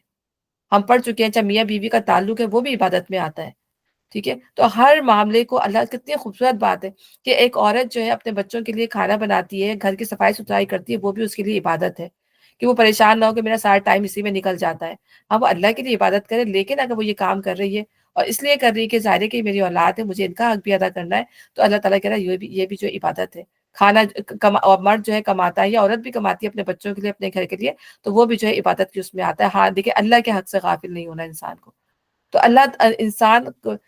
اللہ تعالیٰ کو یاد کرتے ہوئے اب زندگی اگر گزارتا ہے تو یہ دنیا اس کے لیے جو ہے وہ بری چیز نہیں ہے، لیکن اگر اس دنیا میں رہتے ہوئے اللہ کو بھول جائے تو پھر یہ جو ہے یہ اس کے لیے جو ہے ایک جو ہے بری چیز ہے۔ مگر اس کے باوجود اسے تم میں سے ایک گروہ کثیر کو گمراہ کر دیا، کیا تم عقل نہیں رکھتے؟ لیکن اللہ تعالیٰ فرما رہے ہیں، میں نے تو بتا دیا تھا، جب شیطان کو نکالا گیا تھا جنت سے، اسی وقت بتا دیا تھا کہ تمہارا دشمن ہے، لیکن اس کے باوجود بھی جو ہے گروہ بہت کم لوگ ہوں گے جو جنت پہ جانے والے ہوں گے، اکثر جو ہوگی وہ جو ہے جہنم میں جانے والی ہوگی، کیونکہ انہوں نے شیطان کو فالو کیا ہوگا۔ یہ وہی جہنم ہے جس سے تم کو ڈرایا جاتا رہا، جو کفر تم دنیا میں کرتے ہو اس کی پاداش میں اب اس کا ایندھن بنو۔ آج ہم ان کے منہ بند کیے دیتے ہیں، ان کے ہاتھ ہم سے بولیں گے اور ان کے پاؤں گواہی دیں گے کہ دنیا میں کیا گواہی کرتے رہے۔ یعنی ہمارا منہ، ہمارا ہاتھ، ہمارے پاؤں، ہمارا پورا جسم، ہماری آنکھ، کان، سب جو ہے وہ اللہ تعالیٰ کے منہ پہ مہر لگا دی جائے گی، اور اس کے بعد جو جسم کا جو ہے وہ ہر حصہ جو ہے گواہی دے گا، جو کچھ بھی ہم نے اپنے جسم کے ساتھ جو وہ کیا ہوا ہوگا۔ یہ حکم انہیں ان مجرموں کے معاملے میں دیا جائے گا جو اپنے جرائم کا اقبال کرنے سے انکار کریں گے، گواہیوں کو بھی جھٹلا دیں گے، اور صحت جو ہے نامہ اعمال کو بھی جھٹلا دیں گے۔ تب اللہ تعالیٰ حکم دے گا کہ اچھا، اپنی بکواس بند کرو اور دیکھو تمہارے اپنے اعضائے بدن تمہارے کرتوتوں کی کیا ردا سناتے ہیں، ٹھیک ہے نا۔ تو اللہ تعالیٰ قرآن میں بھی بتاتا ہے نا کہ اس دن جو ان کے جو زبانیں، ان کے ہاتھ، ان کے پاؤں، سب کچھ جو ہے وہ جو ہے گواہی دیں گے۔ یہاں یہ سوال پیدا ہوتا ہے کہ ایک طرف تو اللہ تعالیٰ فرماتا ہے کہ ہم ان کے منہ بند کر دیں گے، اور دوسری طرف سورہ نور کی آیتیں فرماتا ہے ان کی زبانیں گواہی دیں گی، ان دونوں باتوں میں مطابقت کیسے ہوگا؟ اس کا جواب یہ ہے کہ منہ بند کرنے سے مراد ان کا اختیار چھین لینا ہے۔ جب اپنے اختیار سے جو باتیں کرتے تھے نا، وہ اپنے اختیار سے نہیں کریں گے۔ زبان بولے گی تو اللہ کے حکم سے بولے گی، اس کو اپنی گواہی، زبان کو اپنی گویائی دی جائے گی، ہاتھ کو اپنی گواہی دی جائے گی، پھر وہ اس کے جو ہے اس پہ نہیں بولیں گے۔ حق میں جب بولیں گے جب اللہ تعالیٰ نے، اگر اس نے اچھا کیا ہوگا، اور اگینسٹ بولیں گے جب اس نے خراب کیا ہوگا۔ ہم چاہیں تو ان کی آنکھیں موند دیں، پھر یہ راستے کی طرف لپک کر دیکھیں کہاں سے انہیں راستہ سجائی دیتا ہے۔ اللہ تمسنا ہے نا، یہ موند دیں یعنی کہ کمپلیٹلی ان کی آئیز کو اریز کر دیں۔ ایک تو ہوتا ہے نا آنکھیں ہیں اور مطلب اندھا بھی ہے لیکن آنکھیں تو نظر آ رہی نا، تو اللہ کہہ رہا ہے ہم آنکھیں ہی مٹا دیں، آنکھوں کو مطلب ہم بالکل ہی بگاڑ کے رکھتے ہیں، آنکھیں ان کو ہو ہی نہ، تو اللہ تعالیٰ فرما رہے ہیں کہ پھر وہ کہاں سے ان کو راستہ سجائے دے گا، کہاں سے وہ چلیں گے، کہاں وہ جائیں گے، یہاں اللہ تعالیٰ فرما رہا ہے۔ اور اس طرح اللہ تعالیٰ فرما رہے ہیں کہ اگر ہم چاہیں تو انہیں ان کی جگہ پر اس طرح مس کر کے رکھ دے کہ یہ نہ آگے چل سکے نہ پیچھے پلٹ سکے، یعنی پیرالائز کر دے اللہ۔ آپ دیکھتے بھی ہیں کہ ایک سیکنڈ نہیں لگتا بندے کو، اگر کوئی اسٹروک آ جائے اور بندہ جو ہے پیرالائز ہو جائے، تو یہ اللہ تعالیٰ سے ہم دعا کرتے ہیں اللہ تعالیٰ بار بار کہ اللہ تعالیٰ ہمیں کسی کا محتاج نہ کر، ہمیں اللہ تعالیٰ زندہ رکھ، ہاتھ پیروں کے ساتھ زندہ رکھ، اور ہمیں اٹھا بھی تو اپنے ہمارے ہاتھ پیروں کے ساتھ جو ہے چلتے پھرتے اللہ تعالیٰ ہمیں اٹھا لے۔ تو یہ جو پیرالائز اللہ کہہ رہا ہے کہ اگر ہم چاہیں تو ان کو پیرالائز کر کے رکھ دیں اور یہ اپنی جگہ سے جو ہل نہ سکے۔ تو یہ اللہ کے عذاب ہی ہے نا، یہ اللہ تعالیٰ کی جو ہے ایک تو آزمائش ہوتی ہے اور ایک عذاب ہوتا ہے۔ آزمائش تو اللہ تعالیٰ کے نیک بندوں پر آتی ہے، اور عذاب جو ہے اللہ تعالیٰ کے وہ بندے ہوتے ہیں جو اللہ تعالیٰ کا کہنا نہیں مانتے۔ تو اس طرح سے اللہ تعالیٰ ڈراتے ہیں انسان کو کہ شاید انسان جو ہے وہ پلٹ جائے۔ پھر اللہ تعالیٰ فرماتے ہیں کہ جس شخص کو ہم لمبی عمر دیتے ہیں اس کی ساخت کو ہم الٹ ہی دیتے ہیں۔ یا جب انسان بوڑھا ہو جاتا ہے، بالکل کچھ سمجھنے کے قابل نہیں ہوتا، اس لیے ہمیں نبی صلی اللہ علیہ وسلم نے دعا سکھائی ہے نا کہ اعوذ بک من الکسل وسوء الکبر، کہ ہمیں جو ہے اللہ تعالیٰ سستی سے اور جو ہے بری عمر سے، بڑی عمر کی جو برائی ہے اس سے اللہ تعالیٰ ہمیں بچائے۔ تو ہمیں لمبی عمروں کی جو ہم دعا دیتے ہیں نا، لمبی اللہ تعالیٰ اتنی لمبی عمر کے نہ دے کہ انسان اس میں جو ہے جان کے بھی جو ہے وہ کچھ نہ جانے، اب ایک سرٹن ایج ہو، انسان اس میں سمجھے، انسان چاہتا ہے کہ میں میرے بچوں کی شادی ہو جائے، میں یہ دیکھ لوں، انسان کی آرزو ہوتی ہے، لیکن اتنی بڑی عمر بھی نہ ہو کہ انسان سمجھ کے کچھ نہ جانے۔ اللہ تعالیٰ ایسی عمر سے جو ہے وہ محفوظ رکھے، ارذل العمر سے محفوظ رکھے۔ کیا یہ حالات دیکھیں انہیں عقل نہیں آتی؟ ہم نے اس نبی کو شعر نہیں سکھایا اور نہ شاعری اس کو زیب دیتی ہے، یہ تو ایک نصیحت ہے اور صاف پڑھی جانے والی کتاب، تاکہ وہ ہر اس شخص کو خبردار کر دے جو زندہ ہو اور انکار کرنے والوں پر حجت قائم ہو جائے۔ یعنی اللہ تعالیٰ یہاں پہ جو ہے جو نبی صلی اللہ علیہ وسلم پر جو الزامات لگائے جا رہے تھے، یہاں جو ان کی تردید کر رہا ہے اللہ تعالیٰ کہ یہ جو ہے یہ نہ یہ شعر ہے اور نہ شاعری جو ہے نبی صلی اللہ علیہ وسلم کو جو ہے زیب دیتی ہے۔ ہم نے پڑھا بھی کہ نبی صلی اللہ علیہ وسلم کو تو کوئی شعر بھی جو تھا وہ صحیح طرح یاد ہی نہیں تھا، اور نبی صلی اللہ علیہ وسلم کو جو اس طرح کی جو فضول شاعری تھی اس سے ویسی نفرت تھی، آپ کو پسند نہیں تھی، ٹھیک ہے نا، اس طرح کی شاعری۔ اور نہ یہ قرآن جو ہے کوئی شاعری ہے، کیونکہ عرب میں جو تھا وہ شاعری کا مقام جو تھا وہ بہت بڑا تھا، اسی لحاظ سے وہ شاعری کا وہ کیا کرتے تھے۔ اور پھر ہم یہ دیکھتے ہیں کہ قرآن جو ہے اتنی عمدہ چیز ہے کہ اس کا پڑھنا جو ہے وہ اعلیٰ ترین اذکار کے اندر ہے۔ جب انسان کچھ نہ کر رہا ہو، قرآن پڑھ رہا ہو، تو یہ بھی اللہ تعالیٰ کے ذکر کرنے کا سب سے بڑا ذریعہ ہے قرآن جو ہے، کیونکہ یہ یاد دہانی ہے ہمارے لیے، اور ہمارے لیے باعث شرف ہے، باعث عزت ہے جب انسان جو ہے قرآن قیامت کے دن جو ہے جتنا زیادہ قرآن جس کے دل میں ہوگا، جتنا زیادہ جو قرآن پڑھنے والا ہوگا وہ بیار ہوگا اللہ تعالیٰ کی یہاں وہ، اور قرآن جو ہے باقاعدہ جھگڑا کرے گا اللہ تعالیٰ سے۔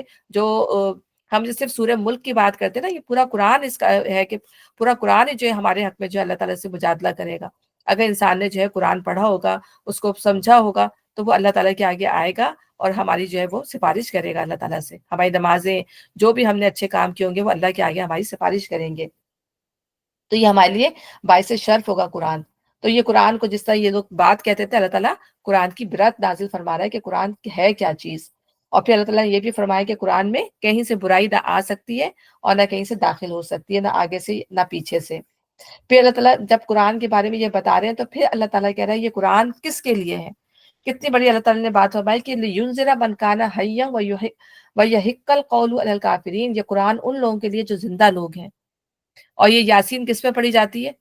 مطلب اس کو الٹا ہی بنا دیا کہ ان کو مردوں پہ پڑھتے ہیں۔ اور مختلف بہت سارے اسکالرز بات پہ قائل ہیں کہ یاسین شریف جب مر جائیں لوگ تو کیا وہ مرنے والا تو مر گیا، اس کو کچھ سنائی بھی نہیں دے رہا، اس کو آپ کیا سنا رہی؟ تو اصل میں پڑھنے والوں کے لیے، اور قرآن نے خود اس کی شہادت دے دی کہ تو جو ہے زندہ لوگوں کے لیے، اور اس کو پتہ نہیں کس طریقے سے یہ بات مانتے ہیں کہ لوگ جو کہتے ہیں کہ ان کو مردوں کے لیے پڑھنا چاہیے۔ پھر ہاں صحیح بات ہے، اگر کوئی مرنے والا بندہ آپ کو لگ رہا ہے کہ وہ مر جائے گا، تو آپ اس کو پورا قرآن یاسین کو الگ سے لے کر اس کو کہتے ہیں یہ قرآن کا دل ہے، پھر سورہ رحمان کو کہتے ہیں وہ قرآن کی دلہن ہے، اپنی طرف سے جو ہے وہ نئی باتیں فیبریکیٹ کر کے اللہ تعالیٰ نے اللہ کے نبی نے نہ کوئی اس طرح کی بات فرمائی ہے، ہم اپنے منہ سے جو ہے قرآن کو ہی مطلب قرآن کے اندر بھی جو ہے ہم نے تفریق کر دی ایک طرح سے، کہ یہ آیت پڑھ لو تو یہ کر دے گی، یہ سورت پڑھ لو تو یہ جو ہے رزق میں روزی دے دے گی۔ کہیں نبی صلی اللہ علیہ وسلم نے کہیں بھی ایسی چیز نہیں بتائی کہ قرآن کو ہم جو ہے ٹکڑے کر لیں، کہ اس پارٹ کو ہم اس لیے بنا لیں، سورہ کو ہم اس لیے بنا لیں، یہ آیت کو ہم جو ہے شفا کے لیے بنا لیں۔ تو قرآن کا تو ہم نے ٹکڑے کر دیا نا، قرآن تو پورا پڑھنے کی، پورا عمل کرنے کی چیز ہے۔ ہم یہ دیکھتے ہیں نا قرآن میں کیا لکھا ہوا ہے، تو اس میں کوئی اس طرح کی تھوڑی نا کہ جادو ٹونے والی چیزیں لکھی ہوئی ہیں کہ یہ کر لو تو تم یہ ہو جائے گا، تمہیں یوں ہو جائے گا، تمہیں طاقت آ جائے۔ قرآن اس طرح کی چیز نہیں ہے۔ تو قرآن جو ہے وہ اصل میں اپنے پڑھ کر اپنے عمل کو صحیح کرنے کی چیز ہے، اگر ہم یہ دیکھیں تو جب ہم قرآن کو پڑھیں گے، اپنے عمل کو کریں گے، تو سب کچھ جو چیزیں جو ہے خود بخود صحیح ہو جائیں گی۔ شفا ہے قرآن، ہمارے دلوں کے امراض کی شفا ہے کہ ہم اپنے اندر کے میل کچیل کو جو ہے وہ صاف کریں اس قرآن کو پڑھ کے۔ جو ہمارے ہم جب قرآن کو چھوڑ دیتے ہیں، یا فرض کریں اگر ہم یہ ابھی کنٹینیوسلی پڑھ رہے ہیں تو ہمارے دل میں اچھائیاں آتی ہیں، لیکن جب ہم اس کو چھوڑ دیں گے، اس ترتیب سے یا اس لگن کے ساتھ نہیں پڑھیں گے، تو ہمارے اندر جو ہے برائیاں پھر پیدا ہونا شروع ہو جاتی۔ تو اس لیے ہمیں قرآن کو کھول کھول کر دیکھنا چاہیے، اس کو سمجھ لینا چاہیے، کیونکہ یہ چیزیں جو ہے بہت تیزی سے شیطان جو ہے ہمارے دلوں کے اندر پھر ڈال دیتا ہے۔ تو اس لیے جو ہے جو زندہ لوگوں کے لیے ہے، نہیں ڈیڈ لوگوں کے لیے نہیں ہے، اور انکار کرنے والوں پر حجت قائم ہو جائے۔ حجت کیوں قائم ہو جائے؟ تاکہ پھر ان کے پاس جو ہے وہ اللہ کے پاس جو ہے کوئی عذر نہ ہو دینے کے لیے۔ حجت اس لیے قائم کی جاتی ہے کہ یہ لوگ دیکھتے نہیں کہ ہم نے اپنے ہاتھوں کی بنائی ہوئی چیزوں میں سے ان کے لیے مویشی پیدا کی ہے، اور اب یہ ان کے مالک ہیں، یعنی دنیا میں وہ ان کے مالک بنے پھرتے ہیں۔ ان کو کس نے بنایا؟ کس نے ان کے جو ہے ان کے ہاتھ میں دیا؟ ٹھیک ہے نا؟ تو اللہ تعالیٰ یہ فرما رہے ہیں ہم نے انہیں اس طرح ان کے بس میں کر دیا کہ ان میں سے کسی پہ یہ سوار ہوتے ہیں، کسی کا یہ گوشت کھاتے ہیں، اور ان کے اندر ان کے لیے طرح طرح کے فوائد اور مشروبات ہیں جو ہم پڑھ چکے ہیں کہ دودھ اللہ تعالیٰ ہمیں دیتا ہے ان سے، اور وہ جو مکھی ہے، مکھی سے کیا اللہ ہمیں دیتا ہے کہ اس سے ہمیں شہد حاصل ہوتا ہے۔ دو قیمتی چیزیں جو ہے اللہ تعالیٰ نے ہمیں قرآن کے اندر جو ہے خود ہی بیان کر دی کہ طرح طرح کی چیزیں جو ہے ہم ان سے حاصل کرتے ہیں، پھر یہ شکر گزار نہیں ہوتے۔ یہ سب کچھ ہوتے ہوئے انہوں نے اللہ کے سوا دوسرے خدا بنا لیے ہیں، اور یہ امید رکھتے ہیں کہ ان کی مدد کی جائے گی۔ وہ ان کی کوئی مدد نہیں کر سکتے، بلکہ یہ لوگ الٹے ان کے لیے حاضر پاش لشکر بنے ہوئے ہیں۔ یعنی کیا ہے کہ وہ تو مدد نہیں کر سکتے، بلکہ یہی ان کی خدمتیں جو ہیں کیے چلے جا رہے ہیں کہ بت بناتے جاتے ہیں، کبھی ادھر رکھ رہے ہیں، کبھی ادھر رکھ رہے ہیں، اپنے گھروں میں رکھ رہے ہیں۔ بلکہ میرا ساتھ بھی جو ہے جو مجھے بتا رہا تھا کہ جو ہے اس کا دوست جو تھا ہندو تھا، وہ ایمان لے کے آیا نا، اس کو کس طرح اللہ تعالیٰ نے ہدایت دی اس ہندو بچے کو۔ وہ بالکل جو تھا ایتھیسٹ تھا، اور وہ اس کی ایک گرل فرینڈ تھی، وہ جادوگر تھی، سمجھ لیں وہ جو جادو کرتی تھی۔ تو جب اس کو اللہ تعالیٰ نے اس کے دل میں ایمان اتارا، اور جب اس کے ساتھ ہی رہتا تھا، تو وہ دیکھتا تھا کہ جب وہ نماز پڑھتا تھا نا، تو اس نے جو ہے نا، وہ لڑکی بھی ہندو تھی، تو اس نے نا جگہ جگہ جو تھے نا وہ بت رکھے ہوئے تھے، اپنی جادو کی کچھ چیزیں رکھی ہوئی تھی۔ تو جیسے ہی وہ نماز پڑھتا تھا وہ لڑکا، تو یعنی بس اس نے نماز سیکھ لی تھی، اس نے ابھی شہادت بھی نہیں پڑھی تھی، اس نے وہ دل کا اس کو بے چینی تھی، اس نے ماں باپ کو چھوڑ دیا تھا، تو اس کے دل میں بے چینی تھی۔ تو اس نے کوئی آیت سنی، یا اس نے کوئی کسی کی بات سنی، تو اس کو بہت اچھی لگی نا، تو اس نے جو ہے نماز سیکھ لی اور نماز پڑھنا شروع ہو گیا۔ تو بعد میں پھر بہت اچھا پھر وہ ایمان لے آیا اور بہت اچھا مسلمان بن گیا، دوسروں کو بھی ماشاء اللہ کو سکھاتا ہے، آپ بتا رہے تھے ساتھ۔ تو میں بتانے کا مقصد یہ کہ وہ جو اس نے بت رکھے ہوئے تھے یا اپنی جادو کی چیزیں رکھی ہوئی تھی، تو جیسے ہی وہ نماز پڑھتا تھا نا، تو وہ چیزیں جو تھی وہ ہلنا شروع ہو جاتی تھی، اور وہ گرنا شروع ہو جاتی تھی زمین کے اوپر، اور جیسے ہی وہ نماز روکتا تھا، وہ ویسی پھر وہ چیزیں جو تھی اپنی جگہ پہ قائم رہ جاتی تھی۔ تو وہ جو ہندو لڑکی تھی جو اس کے ساتھ اس کی گرل فرینڈ تھی، وہ کہتی تھی یہ کیا ہو رہا ہے؟ بس وہ دیکھتی رہی، اس نے پھر کہا کہ یہ تو مطلب یہ جو میں کام کر رہا ہوں، یا اعوذ باللہ پڑھتا ہوں، بسم اللہ پڑھتا ہوں، شاید اس کی وجہ سے۔ تو پھر مطلب اس نے اپنی آنکھوں سے ان چیزوں کا مشاہدہ کیا، تو اس کے ایمان میں جو تھی وہ اضافہ ہوا کہ واقعی جو ہے اللہ کے کلام میں جو ہے کوئی ایسی چیز ہے جو مطلب ان چیزوں کو الٹے گر پڑتے تھے وہ بت جو تھے۔ تو ساتھ جب مجھے بتایا تھا تو میرے رونگٹے کھڑے ہو رہے تھے، میں نے کہا واقعی اس نے اپنی آنکھوں سے کہا، اللہ تعالیٰ نے اس کو بہت زیادہ مشاہدے کرائے اس طرح سے، اور اتنا اچھا وہ مسلمان بن گیا کہ وہ لوگوں کو ظاہر ہے اللہ کرواتا ہے، اللہ تعالیٰ اپنے بندوں کو بھی جو اس کی طرف جو ہے وہ نیکی کے ساتھ اور خلوص کے ساتھ جب پلٹ کے آتے ہیں۔ تو وہ اتنا زیادہ ایتھیس، اتنے غلط کاموں میں وہ پڑ گیا تھا، بہت ہی خراب بتا رہا تھا کاموں میں پڑ گیا تھا، چھوٹا ہی سے تھا، 15-16 سال کا وہ بچہ تھا۔ تو پھر اللہ تعالیٰ نے اس کو کس طرح سے نکالا، پھر ماں باپ نے بھی اس کو اسی لیے گھر سے نکال دیا تھا۔ پھر وہ جو اپنے ماں باپ کی طرف گیا، اور پھر ماں باپ کو بھی اس نے دین کی باتیں سمجھائیں، ابھی کہہ رہا تھا کوشش تو کر رہا ہے اس کے ماں باپ ایمان لیا ہے۔ بتانے کا مقصد یہ ہے کہ قرآن جو ہے وہ کیا چیز ہے کہ انسان کو کیسے بدل دیتی ہے۔ تو وہ جو عورت تھی جو اس کے ساتھ جو گرل فرینڈ تھی، اس نے اس کو دعوت دی، وہ تو بجائے یہ کہ وہ اس کی دیکھتی، اس نے خود مشاہدات کیے، وہ چھوڑ چھاڑ کے بھاگ گئی اس کو، وہ جادو بھی کرتی تھی۔ تو بتانے کا مقصد یہ کہ قرآن کیا چیز ہے اور کس طرح انسان کے دلوں کے اندر یہ اتر جاتی ہے۔ تو یہ سب کچھ ہوتی ہے، انہوں نے اللہ کے سوا دوسرے خدا بنا لیے ہیں، اور یہ امید رکھتے ہیں کہ ان کی مدد کی جائے گی۔ وہ ان کی مدد نہیں کر سکتے، بلکہ یہ لوگ الٹے ان کے لیے حاضر پاش لشکر بنے ہوئے ہیں۔ اچھا جو باتیں یہ بنا رہے ہیں وہ تمہیں رنجیدہ نہ کریں، ان کی چھپی اور کھلی سب باتوں کو ہم جانتے ہیں۔ یعنی اللہ تعالیٰ کیوں کہہ رہا ہے کہ غمگین نہ ہو؟ کیونکہ جب انسان غمگین ہوتا ہے تو اس کے اندر جو ہے کمزوری آ جاتی ہے، ڈپریس ہوتا ہے تو انسان کے اندر کمزوری آ جاتی ہے، اور پھر اپنے کام پر وہ فوکس نہیں رکھتا۔ اور اللہ تعالیٰ کہہ رہے ہیں ہم نے آپ پر بوجھ نہیں ڈالا، آپ کا کام صرف پہنچا دینا ہے، اپنا کام آپ کرتے رہیں، اور باقی جو ان کی ذمہ داری ہے وہ آپ مجھ پر چھوڑ دیں، ٹھیک ہے نا؟ ان کی چھپی اور کھلی سب باتوں کو ہم جانتے ہیں۔ کیا انسان دیکھتا نہیں کہ ہم نے اسے نطفے سے پیدا کیا اور پھر وہ صحیح جھگڑالو بن کر جو ہے کھڑا ہو گیا، اور وہ اب ہم پر بھی سارے چسپا کرتا ہے کہ اللہ ایک نہیں ہے، اللہ کے ساتھ جو ہے وہ شریک ہے، اللہ نے یہ پیدا نہیں کیا، تو مختلف باتیں ہیں، اللہ ہی کے لیے جو ہے مثالیں کھڑتا ہے، اور اپنی پیدائش کو جو ہے بھول جاتا ہے، کتنی ضعیفی کی حالت سے اللہ تعالیٰ نے اس کو پیدا کیا۔ کہتا ہے کون ان ہڈیوں کو زندہ کرے گا جبکہ یہ بوسیدہ ہو چکی ہوں گی؟ اس سے کہو انہیں وہی زندہ کرے گا جس نے انہیں پہلے پیدا کیا تھا، اور وہ تخلیق کر کے وہ تخلیق کا ہر کام جو ہے وہ جانتا ہے۔ وہی جس نے تمہارے لیے ہرے بھرے درخت سے آگ پیدا کر دی اور تم اس سے اپنے چولہے روشن کرتے ہو۔ یہ بھی اللہ کی قدرت ہے کہ اس زمانے میں جو ہے یہ درخت جو ہے مرق اور افار عرب کے اندر یہ کہلاتا تھا، اور یہ ان کی جو ہری بھری ٹہنیاں تھیں ان کو اہل عرب جو ہے ایک دوسرے پہ مارتے تھے تو ان میں سے آگ چھڑنے لگتی تھی۔ تو ایک تو ہم کہتے ہیں نا خشک لکڑیاں جو ہوتی ہیں ان کو جلایا جاتا ہے، لیکن یہ اللہ تعالیٰ نے ہری بھری جو تھی یہ بھی نشان، اللہ تعالیٰ نے ہر چیز قرآن کے اندر چھوٹی چھوٹی چیزیں جو عرب کے لوگ جو تھے استعمال کرتے تھے، اللہ تعالیٰ نے اس کو نشانی کے طور پہ۔ تو یہ ہری بھری لکڑیوں میں سے جو ہے آگ کون پیدا کر رہا ہے؟ اللہ تعالیٰ پیدا کر رہا ہے۔ تو تم اب اس سے اپنے چولہے روشن کرتے ہو۔ کیا وہ جس نے آسمانوں و زمین کو پیدا کیا اس پر قادر نہیں ہے کہ ان چیزوں کو پیدا کر سکے؟ کیوں نہیں، جبکہ وہ ماہر خلاق ہے۔ ماہر خلاق کا مطلب یہ ہے کہ ہر چیز جو ہے اسی پہ ابتدا تھی، اسی پہ ختم ہوگی اللہ تعالیٰ پہ۔ اس نے ہر چیز کو بنایا، کیا بہترین بنایا اللہ تعالیٰ نے۔